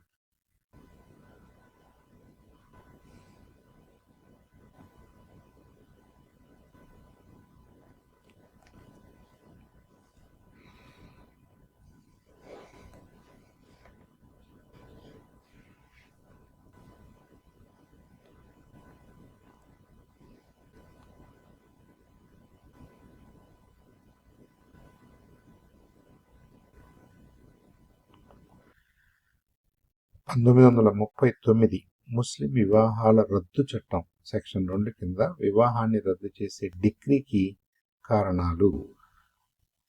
ఇక్కడ టెక్స్ట్ ఎక్కువగా ఉండటం వల్ల ఫార్మేషన్ కొద్దిగా ఇబ్బందిగా ఉంది. మీరు ఫుల్ స్క్రీన్లో చూడగలిగితే కొద్దిగా బెటర్. ఏదేమైనా ఇంత లాంగ్ క్వశ్చన్స్ కూడా ఒక్కోసారి వస్తున్నాయి. పాత ఏఐబిఈలో క్వశ్చన్ వచ్చేసి 3-4 లైన్స్ ఉంటుంది. అలాగే చాయిస్ లెంత్ కూడా చాలా ఎక్కువగా ఉంటుంది. కాబట్టి కొద్దిగా జాగ్రత్తగా చదువుకోవాల్సిన అవసరం ఉంది. These questions will take some extra time also. కాబట్టి జాగ్రత్తగా చదవండి. లేదా వీటిని పక్కన పెట్టి ముందు పేపర్ అంతా పూర్తయిన తర్వాత మళ్ళీ మీరు వెనక్కి వచ్చి దీన్ని పరిశీలించవచ్చు. ఎందుకంటే ఇలాంటి క్వశ్చన్స్ కొద్దిగా ఎక్కువ టైం తీసుకునే అవకాశం ఉంటుంది. మనకు తెలియకుండానే ఇంత పెద్ద క్వశ్చన్ చదివి దీన్ని ఎలా స్ట్రాటజైజ్ చేయాలో కొద్దిగా కష్టం అవ్వచ్చు. జీవిత ఖైదు విధించబడిన ఒక దోషిని గణన నిబంధన సెక్షన్ 57 ఐపీసీ ప్రకారం మినహాయింపు రెమిషన్ కోసం పరిగణిస్తున్నప్పుడు న్యాయస్థానం ఎన్ని సంవత్సరాలకు సమానమైన కాలాన్ని వర్తింపజేస్తుంది? 20 సంవత్సరాల కారాగార శిక్ష.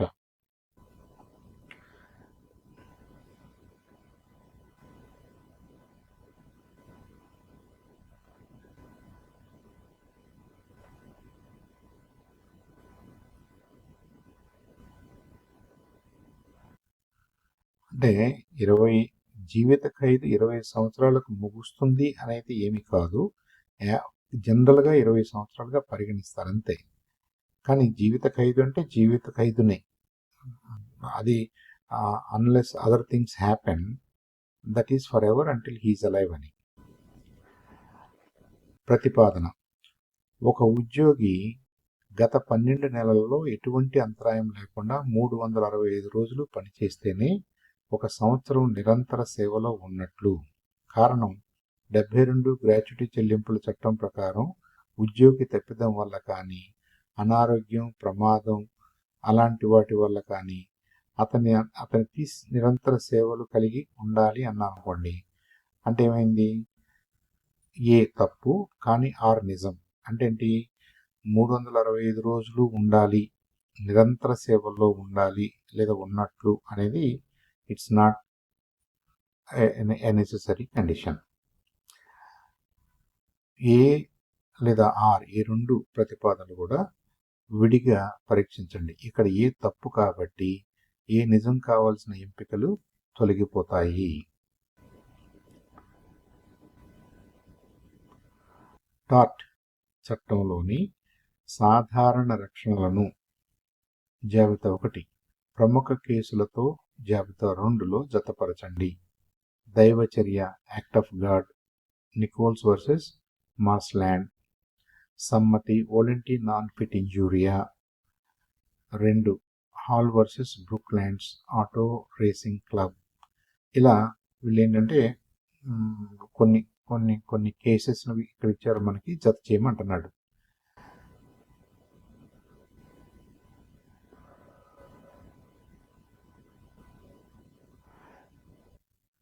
కింద ఎల్లో టెక్స్ట్లో అదంతా క్లియర్గా ఉంది కాబట్టి please read that carefully. You can stop here, you can pause here and read it. ఎప్పుడైతే టెక్స్ట్ ఎక్కువగా ఉందో దాన్ని అర్థం చేసుకోవడానికి మీకు వీడియో ఫాస్ట్గా మూవ్ అవుతుంది అని అనుకున్నప్పుడు పాజ్ చేయండి, ఆ టెక్స్ట్ అంతా పూర్తిగా చదవండి. Text is always more important than my audio. నేను ఏం మాట్లాడుతున్నానంటే ఇక్కడ ఏదైనా ఒక ట్రిక్ ఏమైనా దొరుకుతుందేమో, ఒక గైడ్ లైన్ ఏదైనా దొరుకుతుందేమో, ఒక సూచన ఏదైనా దొరుకుతుందేమో, దాన్ని హైలైట్ చేయడానికి ట్రై చేస్తున్నాను. అంటే ఒక క్వశ్చన్ని మనం ఎలా అర్థం చేసుకోవాలి, లేదా ఒక క్వశ్చన్కి ఆన్సర్ని సాధించడానికి ఎలా మనం నావిగేట్ చేసుకోవాలి. బేర్ యాక్ట్ ఉంది అనుకుంటే మన చేతిలో, ఆ బేర్ యాక్ట్లో నుంచి ఎలా వెళ్తే మనకి ఆ ఆన్సర్ దొరుకుతుంది అనే విషయాలు అవసరమైన చోట hope my voice will add value.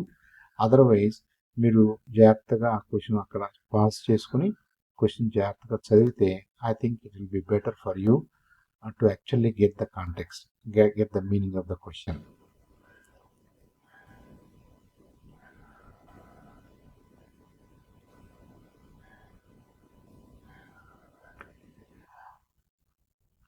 Advocates act 1961 section 9A ప్రకారం బార్ కౌన్సిల్ ఏర్పాటు చేసే న్యాయ సహాయ కమిటీ, లీగల్ ఎయిడ్ కమిటీ ఎంతమంది సభ్యులను కలిగి ఉంటుంది?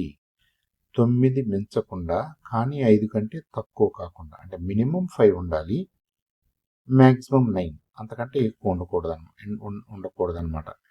సో సెకండ్ చాప్టర్లో సెక్షన్ 9A, సెక్షన్ 9 ఏం చేస్తుంది? క్రమశిక్షణ కమిటీ 3 సభ్యులతో. క్రమశిక్షణకి కనీసం 3 ఉండాలి. కానీ ఇక్కడ ఏమంటున్నారు వీళ్ళు? లీగల్ ఎయిడ్ కమిటీ అంటున్నారు. ఈ లీగల్ ఎయిడ్ కమిటీ కనీసం 5 ఉండాలి, 9కి మించకూడదు. సో బేసికల్లీ మనకి అడ్వకేట్స్ యాక్ట్లో సెక్షన్ 9A ఏం చెప్తుందో ఒకసారి చూసి ఎలాంటి వాటికి ఎలాంటి లిమిట్స్ ఉన్నాయో చూడండి. ఏ ప్రజా ప్రయోజన వ్యాజ్యం, పబ్లిక్ ఇంట్రెస్ట్ లిటిగేషన్, కాలుష్య రహిత నీరు మరియు గాలిని అనుభవించే హక్కును చేర్చేలా ఆర్టికల్ 21ని విస్తరించింది. పిల్ ఐడెంటిఫై చేయమంటున్నాడు. Subhash Kumar versus state of, ఇక్కడ ఈ పర్టికులర్ కేసులో స్టేట్ ఆఫ్ బీహార్, అంటే Subhash Kumar versus state of Bihar 1991 కేసులో మనకి పొల్యూషన్ లేని నీరు మరియు గాలి, అది కూడా మనకి హక్కుగానే 21ని విస్తరించారనమాట. అలాంటివి ఇంకా మరికొన్ని ఎగ్జాంపుల్స్ కూడా ఈ ఎల్లో టెక్స్ట్లో ఇచ్చారు. జీవనోపాధి హక్కు, తర్వాత నీలాపతి బెహరా కేసులో కస్టడీ మరణ పరిహారం, ఇలాంటివన్నీ కూడా మనకి కలుగజేశారు. కాబట్టి ఫండమెంటల్ రైట్స్ని ఒకసారి ఎక్స్పాండ్ చేశారు, మిగతా రైట్స్ని ఎక్స్టెండ్ చేశారు. ఇవన్నీ కూడా మనకి పిల్స్ ద్వారా సాధించుకున్నటువంటి హక్కులు అనమాట. నెమో యూడెక్స్ ఇన్ కాజా సువా నియమం ఆవశ్యకత సిద్ధాంతానికి, డాక్ట్రిన్ ఆఫ్ నెసెసిటీ లోబడి ఉంటుందని ఏ కేసులో సర్వోన్నత న్యాయస్థానం తీర్పునిచ్చింది? J Mohapatra and co versus state of Orissa. అంటే ఇక్కడ నెమో జూడిక్స్ ఇన్ కాజా సువా అంటే మనకి సంబంధించిన కేసులో మనమే జడ్జిగా ఉండకూడదు, దాని ఆవశ్యకతను తెలియచేస్తుంది అనమాట. మహోపాత్ర అండుకో గణయుతం వెడ్నెస్బరీ దామాషకు సంబంధించింది. నావిగేషన్ ఏంటంటే దీన్ని ఎలా చూస్తాం మనం? సహజ న్యాయం, న్యాచురల్ జస్టిస్ యాంగిల్లో దీన్ని చూడాలి. న్యాచురల్ జస్టిస్ కోసం ఇది జరగాలి. ప్రకటన 1, మధ్యవర్తిత్వ ఒప్పందం తప్పనిసరిగా లిఖితపూర్వకంగా ఉండాలి. మీడియేషన్ అనేది ఫైనల్ డెసిషన్, మీడియేషన్లో ఉన్నటువంటి ఫైనాలిటీని లిఖితపూర్వకంగా ఉంచాలి. మరియు ఒప్పందాలు లేఖలు, టెలిగ్రాములు లేదా ఎలక్ట్రానిక్ సమాచారాల్లో ఉండవచ్చు. రెండో ప్రకటన, మధ్యవర్తిత్వ ఒప్పందం ఎటువంటి లిఖిత రికార్డులు లేకుండా కేవలం ప్రవర్తన నుండి మాత్రమే సూచితం కావచ్చు. ఇది రెండోది ఆటోమేటిక్గా తప్పే కదా. అంటే మనం మిగతా ఎవిడెన్స్ని అవసరం లేదన్నట్టుగా మాట్లాడుతున్నాం. కాబట్టి ప్రకటన ఒకటి మాత్రమే, that is the only thing which is true అన్నట్టుగా.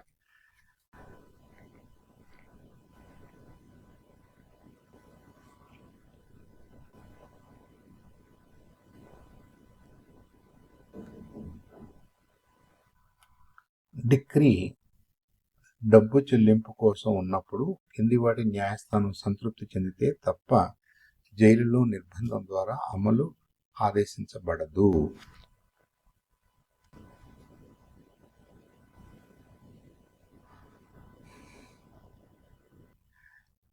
ఇలా టెక్స్ట్ ఓవర్ రిటర్న్ జరిగినప్పుడు మీరు ఆ క్వశ్చన్ వరకు ఉన్న తర్వాత అక్కడ ఒక సెకండ్ ఆగి క్వశ్చన్ అంతా చదివిన తర్వాత మీరు మళ్ళీ రెన్యూ చేశారనుకోండి, ప్రొసీడ్ అయ్యారనుకోండి, అప్పుడు ఛాయిస్లు అన్నీ కనిపిస్తాయి. I will try to do it next time.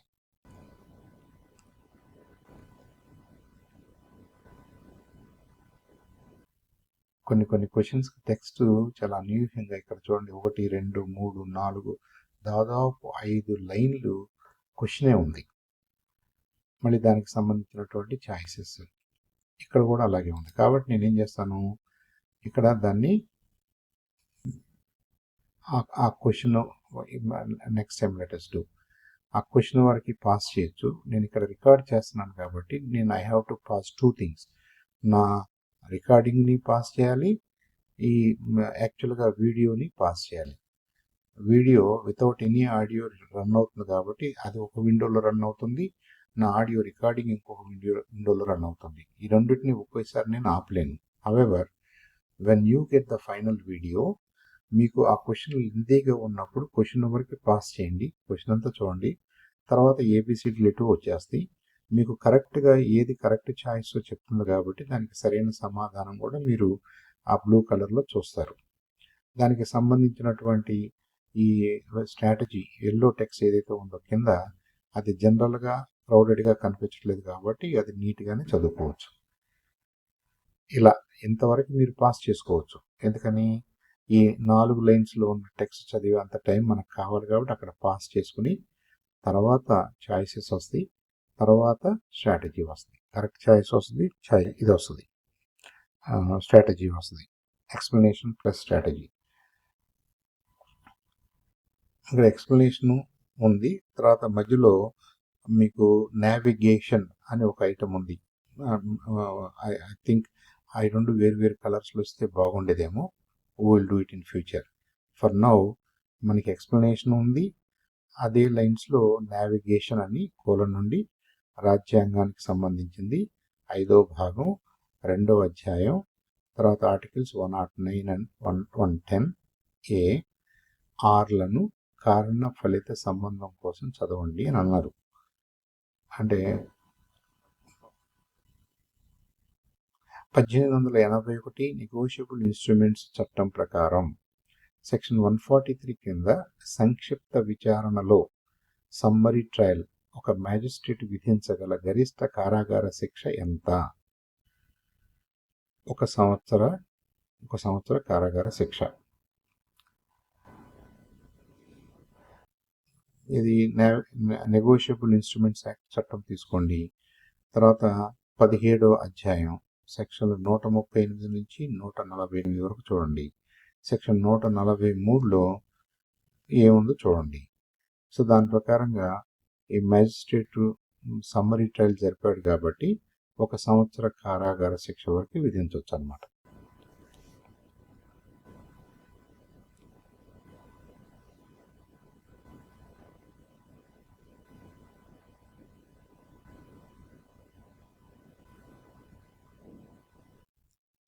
ఏదైనా ఉత్తర్వును అమలు చేయడానికి, ప్రక్రియ దుర్వినియోగానికి నిరోధించడానికి లేదా న్యాయ లక్ష్యాలను నెరవేర్చడానికి ఉత్తర్వులు జారీ చేసే హైకోర్టు సహజ అధికారాన్ని ఏ నిబంధన కాపాడుతుంది? సెక్షన్ 482 సిఆర్పిసి లేదా సంబంధిత బిఎన్ఎస్ఎస్ నిబంధనలు ఏంటో కూడా మనం అర్థం చేసుకోవాలి. ఇక్కడ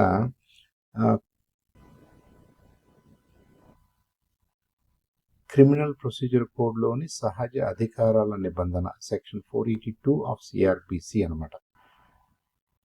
సెక్షన్ 482 ఆఫ్ సిఆర్పిసి.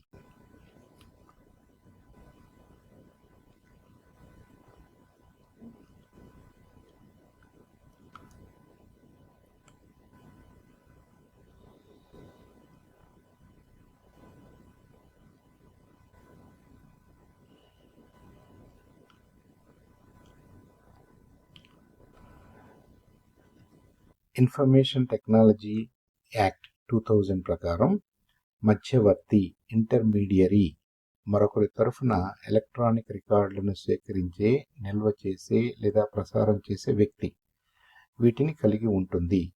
ఏంటి? టెలికాం సేవా ప్రదాతలు, సెర్చ్ ఇంజిన్లు, సైబర్ కఫేలు, మరియు అది ఆన్లైన్ వేలం సైట్లు, ఏవేవి అంటున్నాడు. ఇది నిర్వచనం విస్తృతంగా ఉంది కాబట్టి ఇలాంటి జాబితాల్లో 4 సాధారణంగా సరైనది అని చెప్తాం. ఇంటర్మీడియరీస్ అంటే మనం ఇప్పుడు ఎవరి దగ్గర బ్రాడ్బ్యాండ్ తీసుకుంటున్నాం, ఎవరి దగ్గర టెలిఫోన్ సర్వీస్ తీసుకుంటున్నాం, ఎవరి దగ్గర ఇంకేదో సర్వీస్ తీసుకుంటున్నాం, మన వెబ్ సర్వర్ని అక్కడ పెట్టుకున్నాం. అలాంటి ఇంటర్మీడియరీస్ ఇవన్నీ కూడా చేయగలుగుతాయి అన్నమాట. 1986 పర్యావరణ పరిరక్షణ చట్టం ప్రకారం పర్యావరణ కాలుష్య కారకం, ఎన్వైరన్మెంటల్ పొల్యూటెంట్, దేనివల్ల కాలుష్యం జరుగుద్దో అదనమాట. అది ఏమిటి? పర్యావరణానికి హానికరంగా ఉండే లేదా ఉండే ధోరణి గల సాంద్రతలో ఉన్న ఏదైనా ఘన, ద్రవ లేదా వాయు పదార్థాన్ని పొల్యూటెంట్ అంటాం. పొల్యూటెంట్స్ అంటే సాలిడ్స్ ఉండొచ్చు, లిక్విడ్స్ ఉండొచ్చు, గ్యాసెస్ ఉండొచ్చు. వాటి సాంద్రత పర్యావరణానికి నష్టం చేసే అంతగా ఉన్నప్పుడు వాటిని పొల్యూటెంట్స్ అంటాం.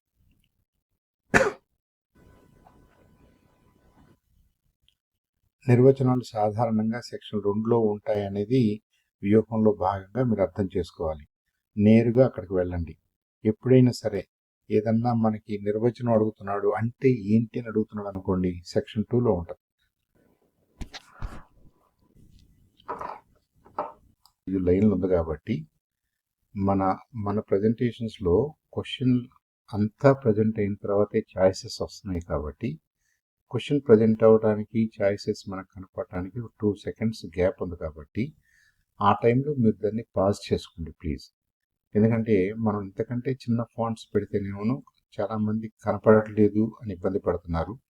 ఇంతకంటే కనీసం ఈ సైజు లేకపోతే మనకి చదవడానికి కూడా ఇబ్బందిగా ఉంటుంది కాబట్టి ఈ సైజును మనం నిర్ణయించుకోవడం జరిగింది.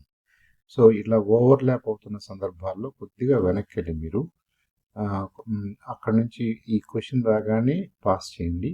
ఆ క్వశ్చన్ అంతా చదివిన తర్వాత చాయిస్ ఉంటాయి. వాటిలో కరెక్ట్ చాయిస్ ఎటు మనం కింద చెప్తున్నాం కాబట్టి I think you'll be all right. తర్వాత ఎల్లో టెక్స్ట్లో జనరల్గా ఇంతవరకు ఇప్పుడు దాదాపుగా 72 క్వశ్చన్స్ అయిపోయి ఎక్కడ మనకి ఇబ్బంది లేదు. 73 ఏంటంటే జాబితా 1ని జాబితా 2తో జతపరచండి అన్నారు. 1లో కొన్ని విషయాలు ఉన్నాయి, 2లో కొన్ని విషయాలు ఉన్నాయి, దీన్ని జాయిన్ చేయటం. Please go through them carefully. ఇది టైం తీసుకుని చదవాల్సిన అవసరం ఉంటుంది ఇలాంటి క్వశ్చన్స్. కాబట్టి ఫైనల్ ఎగ్జామ్లో ఇలాంటి వాటి కోసం మీరు ముందుగానే ఆగి ఒక 2, 3, 4 నిమిషాలు టైం వేస్ట్ చేసుకోవాల్సిన అవసరం లేదు. దీన్ని అలా అట్టి పెట్టేసి యూ కెన్ కమ్ బ్యాక్. లేని పక్షంలో చివరిలో మనకి ఆ ఏబిసిడిలో మీకు ఎలా అనిపిస్తే అలా కొద్దిగా ఫాస్ట్గా ఒక డెసిషన్ తీసుకుని కొంత గెస్ వర్క్ తోటి లేదా మీకు తెలిసిన ఫ్యాక్ట్ అయితే దాని ప్రకారంగా చేసేయండి.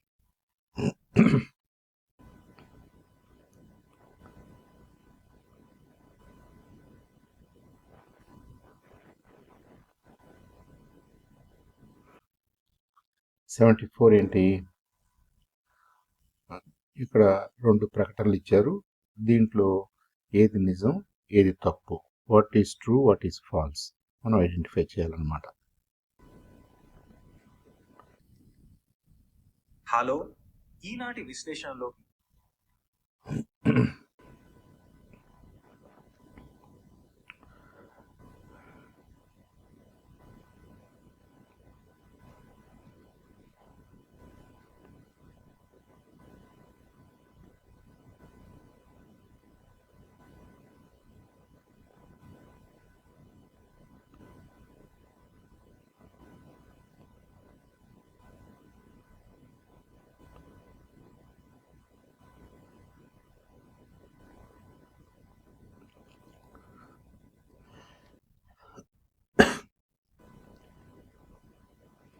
నెక్స్ట్ క్వశ్చన్ వచ్చేసి 1957 కాపీరైట్ చట్టం ప్రకారం, ఇవన్నీ ఇంటెలెక్చువల్ ప్రాపర్టీ రైట్స్ అన్నమాట. ఈ ఇంటెలెక్చువల్ ప్రాపర్టీకి సంబంధించినటువంటి లాస్లో ఈ చట్టం ప్రకారం సెక్షన్ 63 కింద కాపీరైట్ ఉల్లంఘనకు సాధారణంగా గరిష్ట శిక్ష ఏమిటి? 3 సంవత్సరాల వరకు కారాగార శిక్ష మరియు 2 లక్షల రూపాయల వరకు జరిమానా. Intellectual property rights are very అంటే ఇంటెలెక్చువల్ ప్రాపర్టీకి సంబంధించినటువంటి చట్టాలు జనరల్గా కఠినంగా ఉంటాయి. బట్ ప్రూవ్ చేయడం కూడా డిఫికల్ట్ కాబట్టి ఎక్కువ మందికి శిక్షలు పడిన ఉదాహరణ కనపడు. However, we need to understand what it takes to violate intellectual property rights.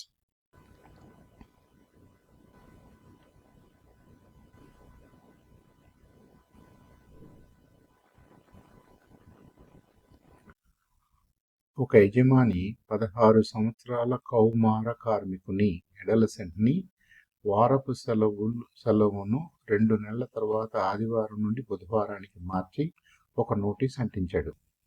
1986 బాల మరియు కౌమార కార్మిక నిషేధం మరియు నియంత్రణ చట్టం ప్రకారం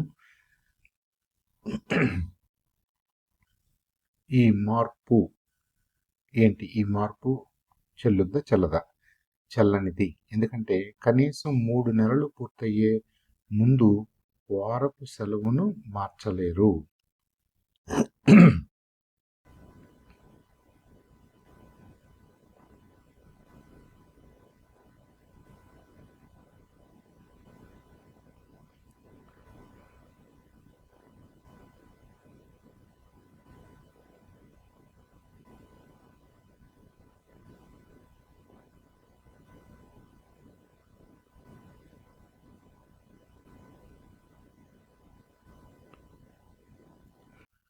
నెక్స్ట్ క్వశ్చన్, వ్యవసాయ భూమిని సేకరించడానికి నోటిఫికేషన్ జారీ చేసిన తర్వాత స్వాధీనం చేసుకునే వరకు యజమాని పంట ఆదాయం తగ్గుదలను అనుభవిస్తాడు. భూసేకరణ చట్టం కింద ఎటువంటి నష్టపరిహార యోగ్యం? సేకరణ ప్రక్రియ వల్ల లాభాలలో నిజమైన బోనఫైడ్ తగ్గుదల ఉంటే దానికి నష్టపరిహారం, అది నష్టపరిహార యోగ్యం అన్నమాట.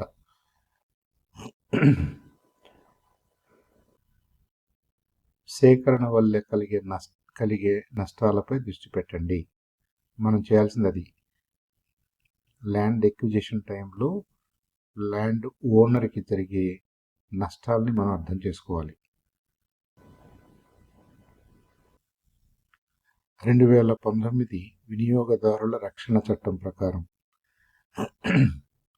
ఏ వ్యక్తిని వినియోగదారుగా కన్జ్యూమర్గా పరిగణించరు? ఈజ్ నాట్ ఏ కన్జ్యూమర్ అని ఎవరినంటాం? పునః విక్రయం అంటే రీసేల్ చేసేవాళ్ళని, లేదా ఏదైనా వాణిజ్య ప్రయోజనం కోసం వస్తువులను కొనుగోలు చేసే వ్యక్తిని. సపోజ్ ఒక ఆఫీస్లో వచ్చే కస్టమర్స్కి ఇవ్వడం కోసం మంచినీళ్ళు లేదంటే ఏదన్నా స్నాక్స్ కొన్నారనుకోండి, వాళ్ళు నిజంగా కన్జ్యూమర్స్ కాదు, ఆ ఆఫీస్ వాళ్ళు కన్జ్యూమర్స్ కాదు. అలాగే ఒక చిన్న వ్యాపారస్తుడు హోల్సేల్ వాళ్ళ దగ్గర వస్తువులు కొనుక్కొని, ఒక షాప్లో వస్తువులు కొనుక్కొని అతను వెళ్ళి మళ్ళీ రీసేల్ చేసుకుంటున్నాడు అనుకోండి, అతను కూడా అల్టిమేట్ కన్జ్యూమర్ కాదు. సో వాళ్ళని కన్జ్యూమర్స్గా పరిగణించరు.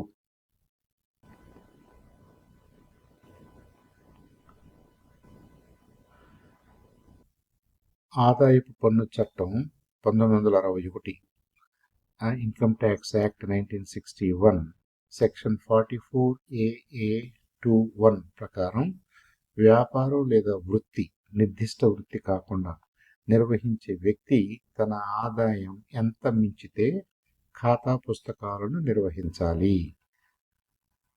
మునుపటి 3 సంవత్సరాలలో ఏదైనా ఒకదానిలో 1,20,000 పైబడి 1,20,000 కానీ అంతకు పైబడి కానీ అతనికి రాబడి ఉంటే, అతనికి ఆదాయం ఉంటే, అప్పుడు డెఫినెట్గా బుక్స్ ఆఫ్ అకౌంట్స్ మెయింటైన్ చేయాలి.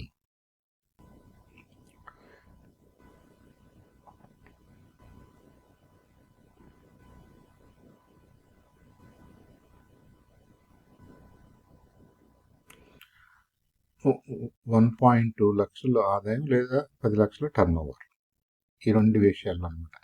తర్వాత RK Anand versus registrar, Delhi high court 2009 8 SCC 106 కేసులో సర్వోన్నత న్యాయస్థానం ఒక న్యాయవాదిని దేనికి దుష్ప్రవర్తనకు పాల్పడినట్లు తీర్పునిచ్చింది. ఒక సాక్షిని ప్రభావితం చేసే ప్రయత్నం చేయడం ద్వారా క్రిమినల్ విచారణలో జోక్యం చేసుకోవడం అనే వైలేషన్ మీద ఆ న్యాయవాదిని ఆ మిస్కండక్ట్ విషయంలో మిస్కండక్ట్ జరిగినట్టుగా తీర్పునిచ్చారన్నమాట.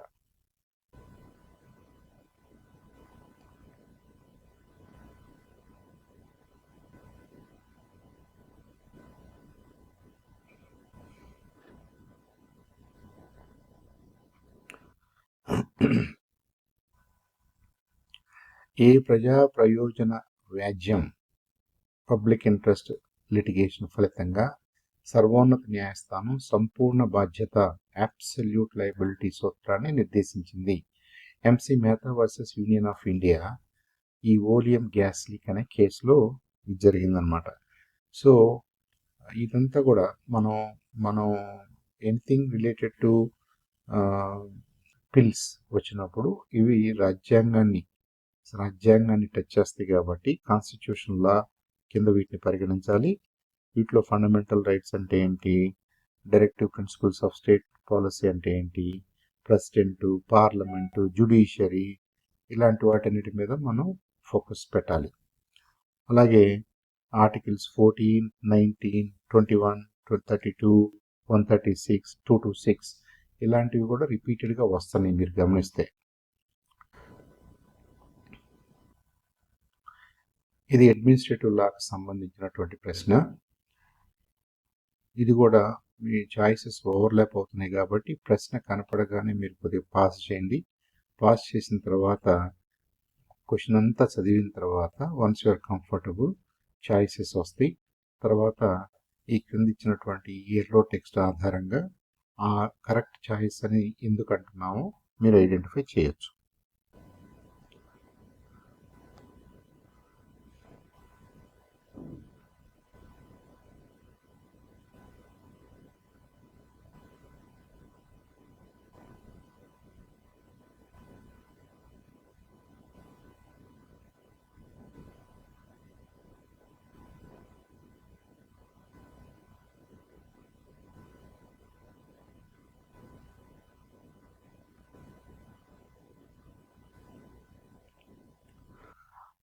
మధ్యవర్తిత్వ మరియు సయోధ్య చట్టం 1996 ప్రకారం సెక్షన్ 37 దానిలో సెక్షన్ 37 ప్రకారం క్రింద ఏ ఉత్తర్వులపై అప్పీలు చేయలేరు.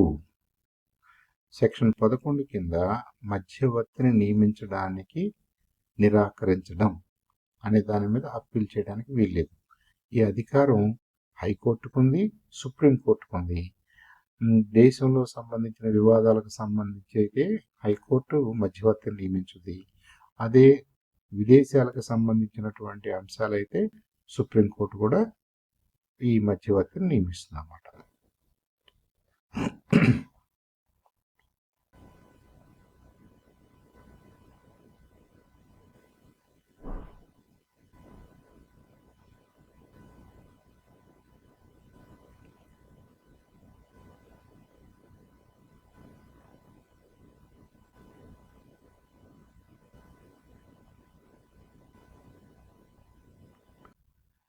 సివిల్ ప్రొసీజర్ కోడ్ ప్రకారం ఒక ప్రతివాదికి వ్యతిరేకంగా ఇచ్చిన ఏ ఏకపక్ష ఎక్స్ పార్టీ డిక్రీని రద్దు చేయవచ్చు.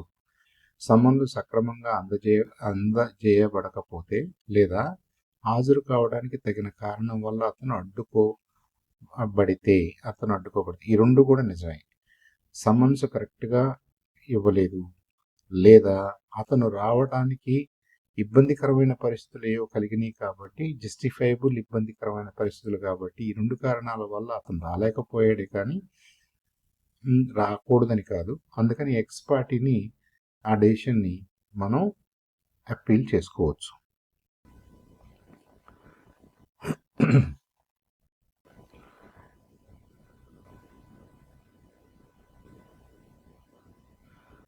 ఒక కంపెనీ 2013 కంపెనీల చట్టం కింద అవసరమైన వ్యాపార ప్రారంభ ప్రకటనను దాఖలు చేయకుండా వ్యాపారాన్ని ప్రారంభిస్తుంది.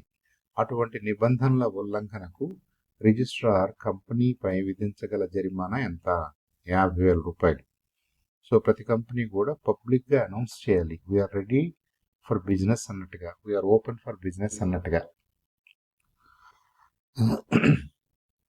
సెక్షన్ 10A విభజన గమనించండి. కంపెనీ 50,000 రూపాయలు, అధికారి రోజుకు 1000 రూపాయలు, గరిష్టంగా 1,00,000 రూపాయలు అన్నమాట.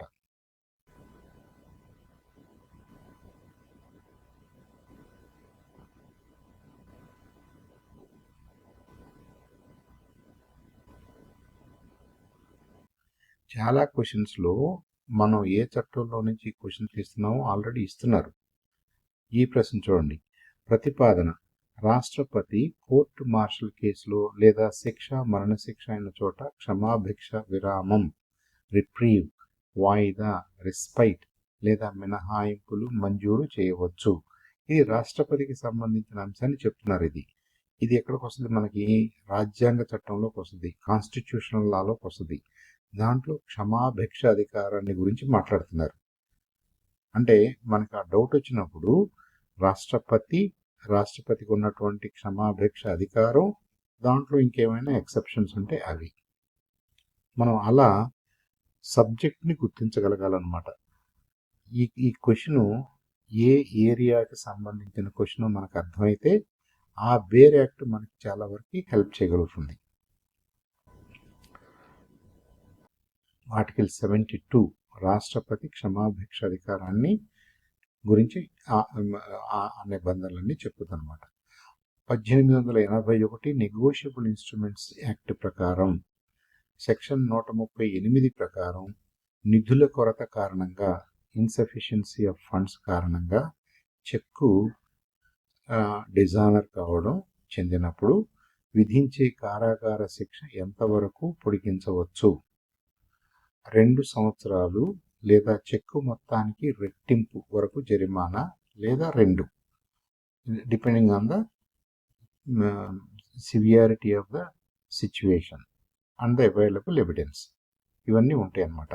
ఇది ఎప్పుడు ఒప్పందం, నిర్దిష్ట ఉపశమనం, నెగోషియబుల్ యాక్ట్స్, ఇవన్నీ కూడా ఒకే సబ్జెక్ట్ ఏరియాలో ఉన్నాయి మనకి. అయినప్పటికీ డైరెక్ట్గా క్వశ్చన్లోనే ఉంది, నెగోషియబుల్ ఇన్స్ట్రుమెంట్స్ చట్టం అని ఉంది. కాబట్టి దాంట్లో మళ్ళీ 138 అని ఉంది.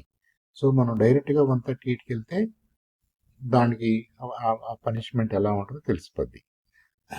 ఒక నేరం మొదట షెడ్యూల్ వర్గీకరణలో మ్యాజిస్ట్రేట్ ద్వారా విచారణ చేయదగినదిగా చూపబడినప్పుడు ఆ నేరం యొక్క కాగ్నిజబుల్, బెయిలబుల్ స్వభావం ప్రధానంగా దేని నుండి నిర్ధారించబడుతుంది? ప్రక్రియా సంహితలోని సంబంధిత సెక్షన్లతో కలిపి వర్గీకరణ పట్టిక మొదటి షెడ్యూల్ చెప్తుందన్నమాట మనకి. ఇదంతా కూడా అది కాగ్నిజబుల్లా, నాన్ కాగ్నిజబుల్లా, బెయిలబుల్లా, నాన్ బెయిలబుల్లా అనేది వర్గీకరణ ఈ పట్టిక సిఆర్పిసి ఇప్పుడు బిఎన్ఎస్ఎస్లో మొదటి షెడ్యూల్లో ఉంటుంది. పోలీసు ఫిర్యాదుదారు విచక్షణ నుండి కాదు, పోలీసులు చెప్పిన దాన్ని బట్టి కాదు. సో మనం బిఎన్ఎస్ఎస్ 2023 ఫస్ట్ షెడ్యూల్ చూస్తే, నేరాల వర్గీకరణ చూస్తే మనకు అర్థమైపోద్ది.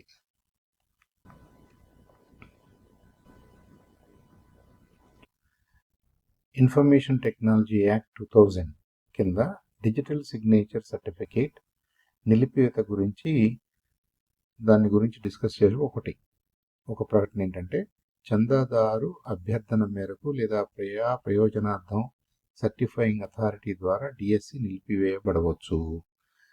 రెండోది, చందాదారులకు వినిపించుకునే అవకాశం ఇవ్వకుండా డిఎస్సి నిరవధికంగా నిలిపేతలో ఉండవచ్చు. రెండోది కుదరదు, ఒకటి మాత్రమే. కాబట్టి ప్రకటన ఒకటే నిజం అన్నమాట. సో సెక్షన్ 37 అంటే నిలిపేత, సెక్షన్ 38 అంటే రద్దు. న్యాచురల్ జస్టిస్ ప్రకారంగా నిరవధికంగా వినకుండా ఒక డెసిషన్ తీసుకోకూడదు. ప్రొవైడర్ ఎవరో కూడా ఆ డెసిషన్స్ తీసుకోకూడదు.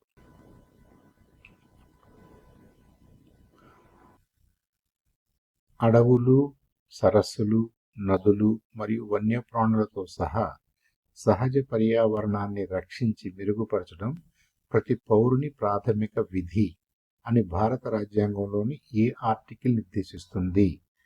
మనకి ఆర్టికల్ 51A(G). ఇది ఎక్కడుంది? ఇది directive principles of state policy article 48A(తో జతపరచండి. ఈ రెండింటి మధ్య డిఫరెన్స్ కనపడుతుంది మనకి. ప్రాథమిక హక్కులు డిపిఎస్పి, తర్వాత ప్రాథమిక విధులు. ఈ మూడు సెక్షన్స్ మనం చూసిన, ఈ మూడు ఆర్టికల్స్ మనం చూసినట్టయితే ఆర్టికల్ 51A(G) అనేది అది మన ప్రతి పౌరునికి ప్రాథమిక విధి, ఫండమెంటల్ డ్యూటీగా నిర్ణయించారు.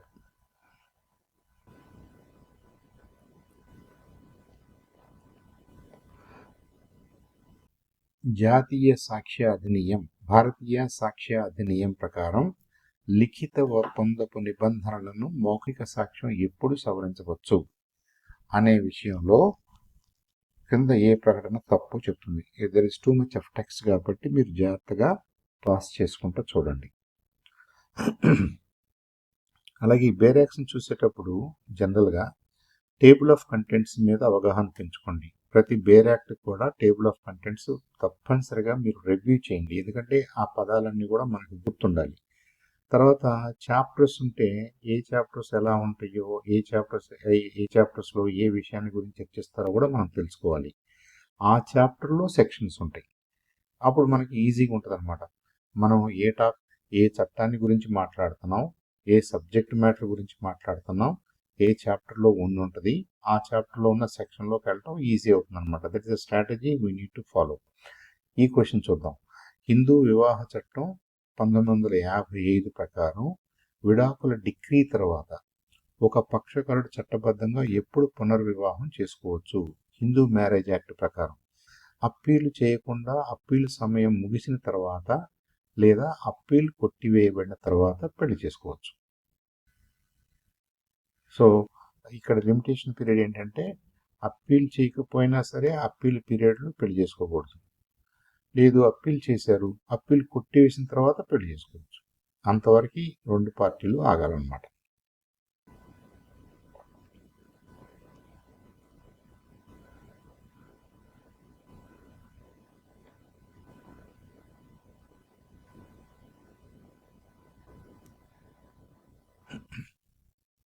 ఇక్కడ ప్రతిపాదనిస్తున్నాడు. ఏంటది ప్రపోజల్ ఏంటంటే 2023 భారతీయ న్యాయ సంహిత కొన్ని రకాల సామూహిక అత్యాచారాలకు, గ్యాంగ్ రేప్ లాంటి వాటికి మరణశిక్షను నిర్దేశిస్తుంది. కారణం ఏంటంటే ఈ నిబంధన ఉద్దేశం అన్ని లైంగిక నేరాలను నాన్ బెయిలబుల్గా చేయడం. Not necessarily. ఇప్పుడు గ్యాంగ్ రేప్ అనేది నాన్ బెయిలబుల్ సీరియస్ అఫెన్స్గా పరిగణిస్తారు. మిగతావి అన్నీ కూడా నాన్ బెయిలబుల్ అని అనలేదు. కాబట్టి ఏ నిజం, ఆర్ అనేది తప్పు.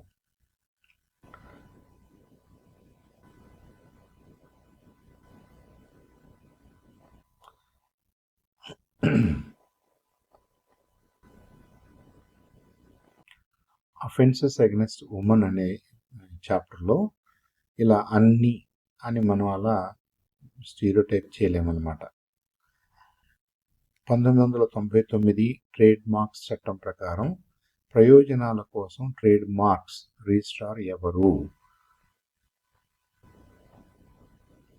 Trade marks registrar copy right తప్ప మిగతా చేస్తాడు. పేటెంట్లు, డిజైన్లు మరియు ట్రేడ్ మార్కుల కంట్రోలర్ జనరల్. ఈ కంట్రోలర్ జనరలే రిజిస్ట్రార్గా వ్యవహరిస్తాడు. ఈయన కాపీ రైట్స్ తప్ప మిగతా వాటన్నిటికీ ఈయన రిజిస్ట్రార్గా వ్యవహరిస్తాడు.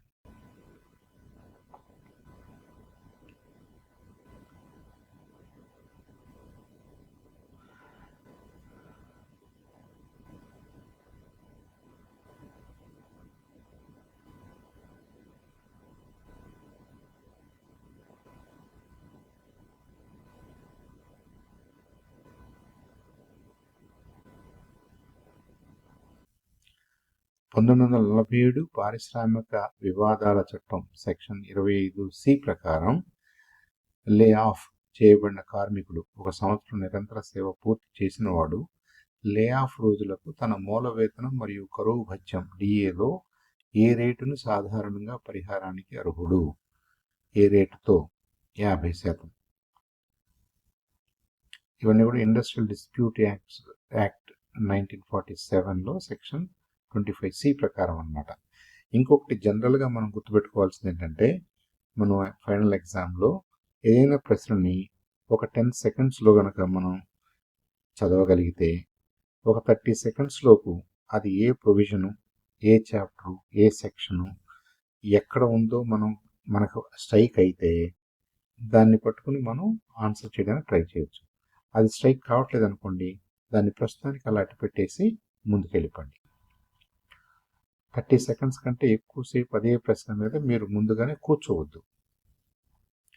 2013 భూసేకరణ, పునరావాసం మరియు పునఃస్థాపనలో న్యాయపరమైన పరిహారం మరియు పారదర్శకత హక్కు చట్టం ప్రకారం సామాజిక ప్రభావ అంచనా సోషల్ ఇంపాక్ట్ అసెస్మెంట్ అధ్యాయాన్ని ఏ కాలంలో పూర్తి చేయాలి? ఇక్కడ చూడండి, మనకి యాక్ట్ ఇచ్చారు, తర్వాత ఏం కావాలో ఇచ్చారు, దాన్ని ఎన్ని రోజుల్లో పూర్తి చేయాలని ఇచ్చారు. కాబట్టి దిస్ ఈజ్ లైక్లీ దట్ మనకి దొరుకుతుంది వెంటనే. దీని ప్రభావం నుండి 6 నెలల్లో అనేది ఒక ఆన్సర్. సో దీన్ని మనం నావిగేట్ చేయడం ఈజీగానే ఉంది కాబట్టి మనకి చట్టం తెలుసు, టేబుల్ ఆఫ్ కంటెంట్స్ ఐడియా ఉంది, ఏ చాప్టర్లో ఏముందో మనకు ఐడియా ఉంది. కాబట్టి అక్కడ ఇది సోషల్ ఇంపాక్ట్ అసెస్మెంట్ అని ఎక్కడైతే ఉందో అక్కడ మనకి వెంటనే దీనికి ఆన్సర్ దొరుకుద్ది. ఇక్కడ చూద్దాం, 97లో చూద్దాం. 2019 వినియోగదారుల రక్షణ చట్టం కింద, కన్జ్యూమర్ ప్రొటెక్షన్ యాక్ట్ కింద కేంద్ర వినియోగదారుల రక్షణ మండలి, సెంట్రల్ కన్జ్యూమర్ ప్రొటెక్షన్ కౌన్సిల్ వీటిని కలిగి ఉంటుంది. వాటి అధికారాలు అన్నమాట. ఒక అధ్యక్షుడు మరియు నిర్దేశించబడే విధంగా అధికారిక లేక అనధికారిక సభ్యుల సంఖ్య. అంటే కౌన్సిల్ వీటిని కలిగి ఉంటుంది అన్నాడు. అంటే జనరల్గా అంటే ప్రాబ్లీ తెలుగులో ట్రాన్స్లేషన్ ఉంది. ఆ కౌన్సిల్ ఫార్మేషన్ ఎలా ఉంటుంది? Who all form part of the council. అంటే ఒక అధ్యక్షుడు, అప్పుడు ఆ టైంలో ఎంతమంది సభ్యులు ఉండాలో, ఎంతమంది అధికారిక లేదా అనధికారిక, అఫీషియల్ లేదా అన్అఫీషియల్ సభ్యులు ఉండాలో దాన్ని గవర్నమెంట్ నోటిఫై చేస్తుంది. కాబట్టి ఆ లెక్క ప్రకారంగా ఉండాలి అని అంటున్నారు.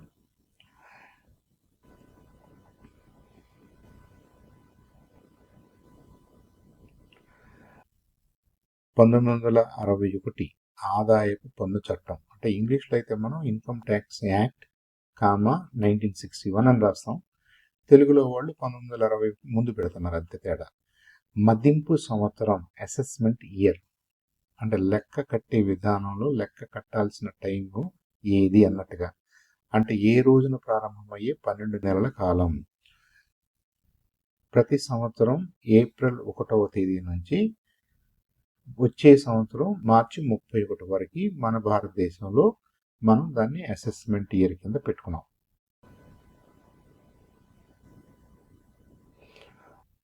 మునుపటి సంవత్సరం అంటే కరెక్ట్గా దీనికి ముందున్నటువంటి ఫైనాన్షియల్ ఇయర్ అన్నమాట. గత సంవత్సరం ఏప్రిల్ 1 నుంచి ఈ సంవత్సరం మార్చి 31 ఉంటేనేమో మునుపటి సంవత్సరం అంటాం. ఈ సంవత్సరం దాన్నేమో అసెస్మెంట్ ఇయర్ అంటాం.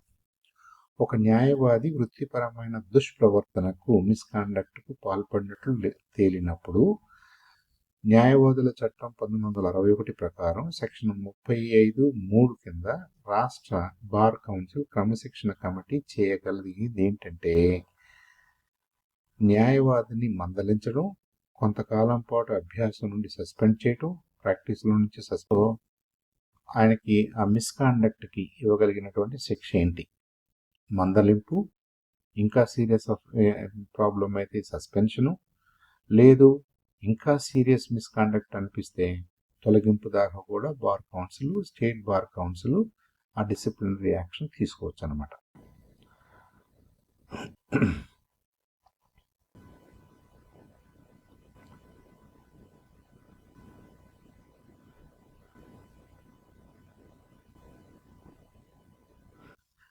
ఆర్టికల్ 32 గురించి కింద వాటిని పరిగణించండి.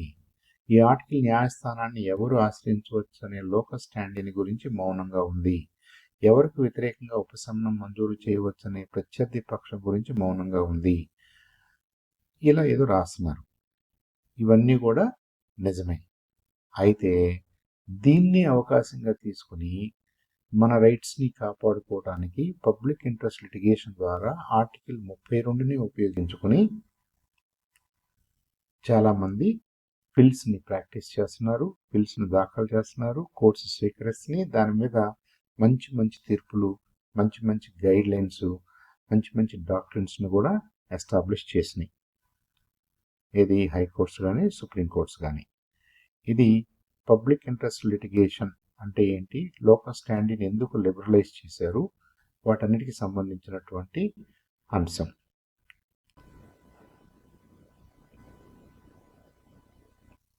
ఫైనల్లీ మీరు ఏదైనా చేయండి, ఒక 10 సెకండ్స్లో ప్రశ్నను గుర్తించగలగాలి, లేదంటే మీరు you have to move on. లేదు, ఒక 30 సెకండ్స్లో మీకు యాక్ట్ తెలియాలి, చాప్టర్ తెలియాలి, సెక్షన్ తెలియాలి, తెలిసే అవకాశం ఉందనుకుంటే అటెంప్ట్ చేయండి. Otherwise move on. ఒక 30 సెకండ్స్ కంటే మీరు ఎక్కువ ఆ ప్రశ్న మీద అప్పుడే కూర్చొని చేయొద్దు. దాన్ని అలా పార్క్ చేసి మళ్ళీ తిరిగి దాన్ని మనం అటెంప్ట్ చేయొచ్చు. రెండోది ఏంటంటే యూ షుడ్ అటెంప్ట్ ఎవ్రీథింగ్. అన్ని ప్రశ్నల్ని మీరు అటెంప్ట్ చేయండి, ఏది వదిలిపెట్టద్దు. అయితే ముందు తెలిసిన వాటిని నిర్దిష్టంగా చేయండి, తెలియని వాటిని లాస్ట్లో కొద్దిగా గెస్ చేస్తూ, కొద్దిగా అంతకుముందు వచ్చిన ఏబిసిడీల డిస్ట్రిబ్యూషన్ చూసుకుంటూ మీరు ఒక ఎడ్యుకేటెడ్ గెస్ చేయొచ్చు. తర్వాత ఎందుకంటే నెగిటివ్ మార్క్స్ లేవు కాబట్టి, తప్పు చేసిన నెగిటివ్ మార్క్ లేదు కాబట్టి. తర్వాత విన్ ఆన్ నావిగేషన్. మీరు నావిగేట్ చేసుకోగలగటం నేర్చుకోవాలి. ఏ సబ్జెక్ట్లో, ఏ యాక్ట్లో, ఏ చాప్టర్లో, ఏ సెక్షన్లో మనకి దొరుకుతుందో అది ప్రాక్టీస్ చేయాలి. తర్వాత మాస్టర్ ద న్యూ కోడ్స్. ఇది 3 ఉన్నాయి కదా మనకి, బిఎన్ఎస్ అని, బిఎన్ఎస్ఎస్ అని, తర్వాత సాక్ష్య అధినియం. ఈ 3 కొత్తగా ఉన్నాయి కాబట్టి వాటి కరస్పాండింగ్ పాత యాక్ట్స్, ఈ కొత్తవి కూడా కొంత మనకి అవగాహన ఉండాలి. అలాగే we should drill the recurring set. Recurring set అంటే ఏంటంటే పదే పదే మనకి వస్తున్న కొన్ని సబ్జెక్ట్స్ ఉన్నాయి. ఉదాహరణకి కాన్స్టిట్యూషన్ ఆఫ్ ఇండియా అన్నారనుకోండి, fundamental rights, directive principles of state policy, president ఎవరు, పార్లమెంట్ ఏంటి, జ్యుడిషియరీ ఏంటి, తర్వాత ఆర్టికల్ 14, 19, 21, 32, 136, 226 ఇలాంటివి ఇంపార్టెంట్ ఆర్టికల్స్గా పరిగణిస్తున్నారు కాబట్టి పదే పదే ఏఐబిలో వస్తున్నాయి కాబట్టి అవి మనం చూసుకోవాలి. అలాగే ఇండియన్ కాంట్రాక్ట్ యాక్ట్లో మనకి కొన్ని ఐడియాస్ మనకి క్లియర్గా ఉండాలి. ఆఫర్ అంటే ఏంటి, యాక్సెప్టెన్స్ అంటే ఏంటి, కన్సిడరేషన్ అంటే ఏంటి, ఫ్రీ కన్సెంట్ అంటే ఏంటి, బ్రీచ్ ఆఫ్ కాంట్రాక్ట్ అంటే ఏంటి, అసలు కాంట్రాక్ట్ అంటే ఏంటి, అలాంటి విషయాలను మనం ముందుగానే కొద్దిగా 1-2 సార్లు చదువుకుని ఉండాలి. సివిల్ ప్రొసీజర్ కోడ్ విషయంలోకి వస్తే అసలు కోర్ట్స్కున్న జ్యూరిస్డిక్షన్ ఏంటి, రెస్ జ్యుడికాటా అంటే ఏంటి, అప్పీల్స్ అంటే ఏంటి, ఎగ్జిక్యూషన్ ఆఫ్ డిక్రీస్ అంటే ఏంటి.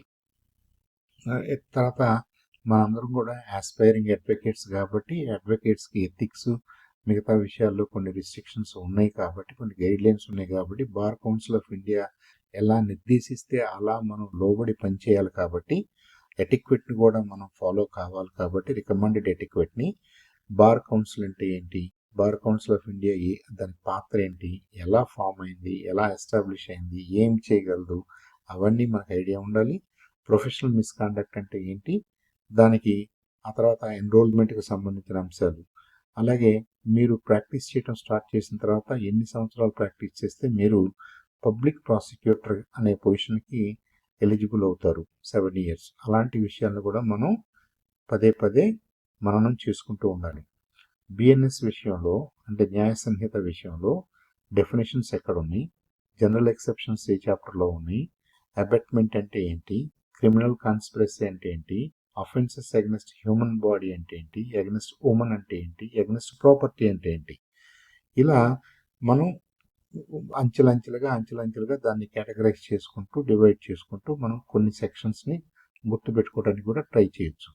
అలాగే సిఆర్పిసి లేదా బిఎన్ఎస్ విషయానికి వస్తే ఇది ప్రొసీజరల్ కోడ్ కాబట్టి అరెస్ట్ ఎలా చేస్తారు, బెయిల్ అంటే ఏంటి, కాగ్నిజబుల్ నాన్ కాగ్నిజబుల్ అంటే ఏంటి, బెయిలబుల్ నాన్ బెయిలబుల్ అంటే ఏంటి, ఎఫ్ఐఆర్ ఏంటి, సిఆర్పిసిలో ఎఫ్ఐఆర్ ఎలా చేసేవాళ్ళు, బిఎన్ఎస్ఎస్లో ఎలా చేస్తున్నారు, ఇన్వెస్టిగేషన్ అంటే ఏంటి, ట్రయల్ అంటే ఏంటి, అప్పీల్ చేసుకోవటం ఎప్పుడు ఎలా, అలాగే ఎవిడెన్స్ యాక్ట్ దగ్గరకు వచ్చేసరికి రెలవెన్సీ ఆఫ్ ఫ్యాక్ట్స్ అంటే ఏంటి, అలాగే అడ్మిషన్స్ అంటే ఏంటి, కన్ఫెషన్స్ ఏంటి, ఇప్పుడు ఈ అడ్మిషన్స్ కన్ఫెషన్స్ ఈ కన్ఫెషన్స్ ఏ పరిస్థితుల్లో అడ్మిట్ అవుతాయి, పరిగణలోకి వస్తాయి, డైయింగ్ డిక్లరేషన్ అంటే ఏంటి, ఎక్స్పర్ట్ ఎవిడెన్స్ అంటే ఏంటి, బర్డెన్ ఆఫ్ ప్రూఫ్ ఎవరి మీద ఉంటుంది, ఎవరు ప్రూవ్ చేసుకోవాలి ఒక అంశాన్ని, ఎవరికైతే నష్టం జరుగుద్దో వాళ్ళు దాన్ని ప్రూవ్ చేసుకోవాలి ఆ అంశాన్ని, ఈ అంశాన్ని నేను ప్రూవ్ చేయకపోతే, దీన్ని డిస్ప్యూట్ చేయకపోతే, దీన్ని ఇలాగే వదిలేస్తే నాకు నష్టం అనుకున్న పార్టీ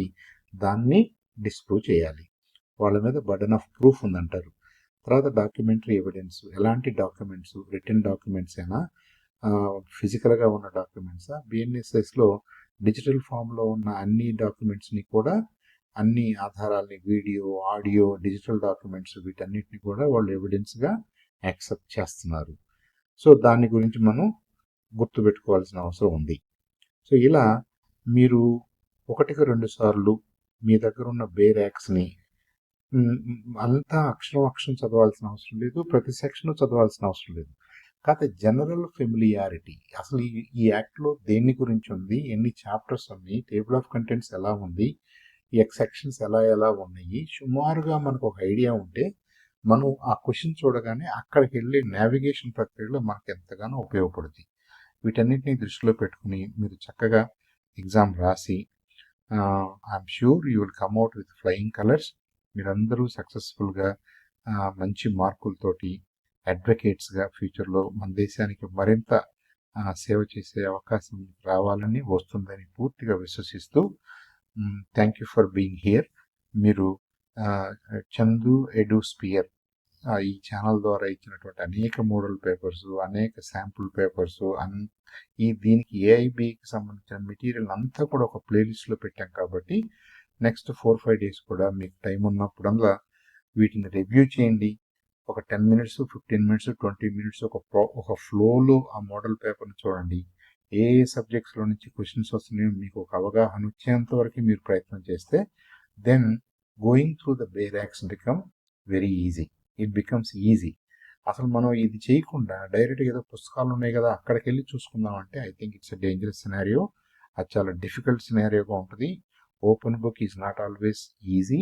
ఓపెన్ బుక్ అనగానే ఈజీ అని అనుకోకూడదు. Open book can become very tricky unless you are familiar with the contents of that book. ఇక్కడ బుక్ అంటే మళ్ళీ ఏ నోట్స్ లేని, మార్కింగ్స్ లేని, మన చేతి రాతలు లేని, మనం రాసుకొని బేర్ యాక్ట్ వరకే.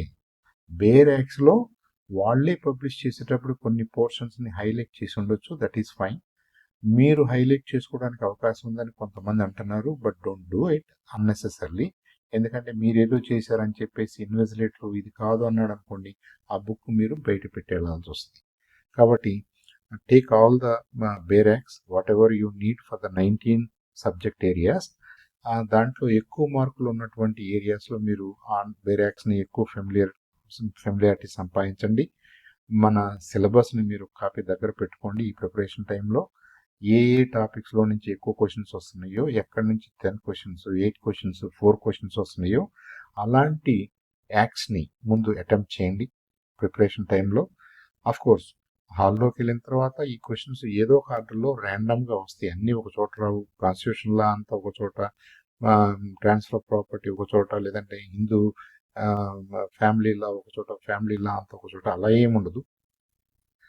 ఒక క్వశ్చన్ బిఎన్ఎస్లో ఉండొచ్చు, ఒక క్వశ్చన్ బిఎన్ఎస్ఎస్లో ఉండొచ్చు, ఆ తర్వాత క్వశ్చన్ ట్రాన్స్ఫర్ ఆఫ్ ప్రాపర్టీకి సంబంధించి ఉండొచ్చు, ఆ తర్వాత కాన్స్టిట్యూషన్ లా క్వశ్చన్ ఉండొచ్చు.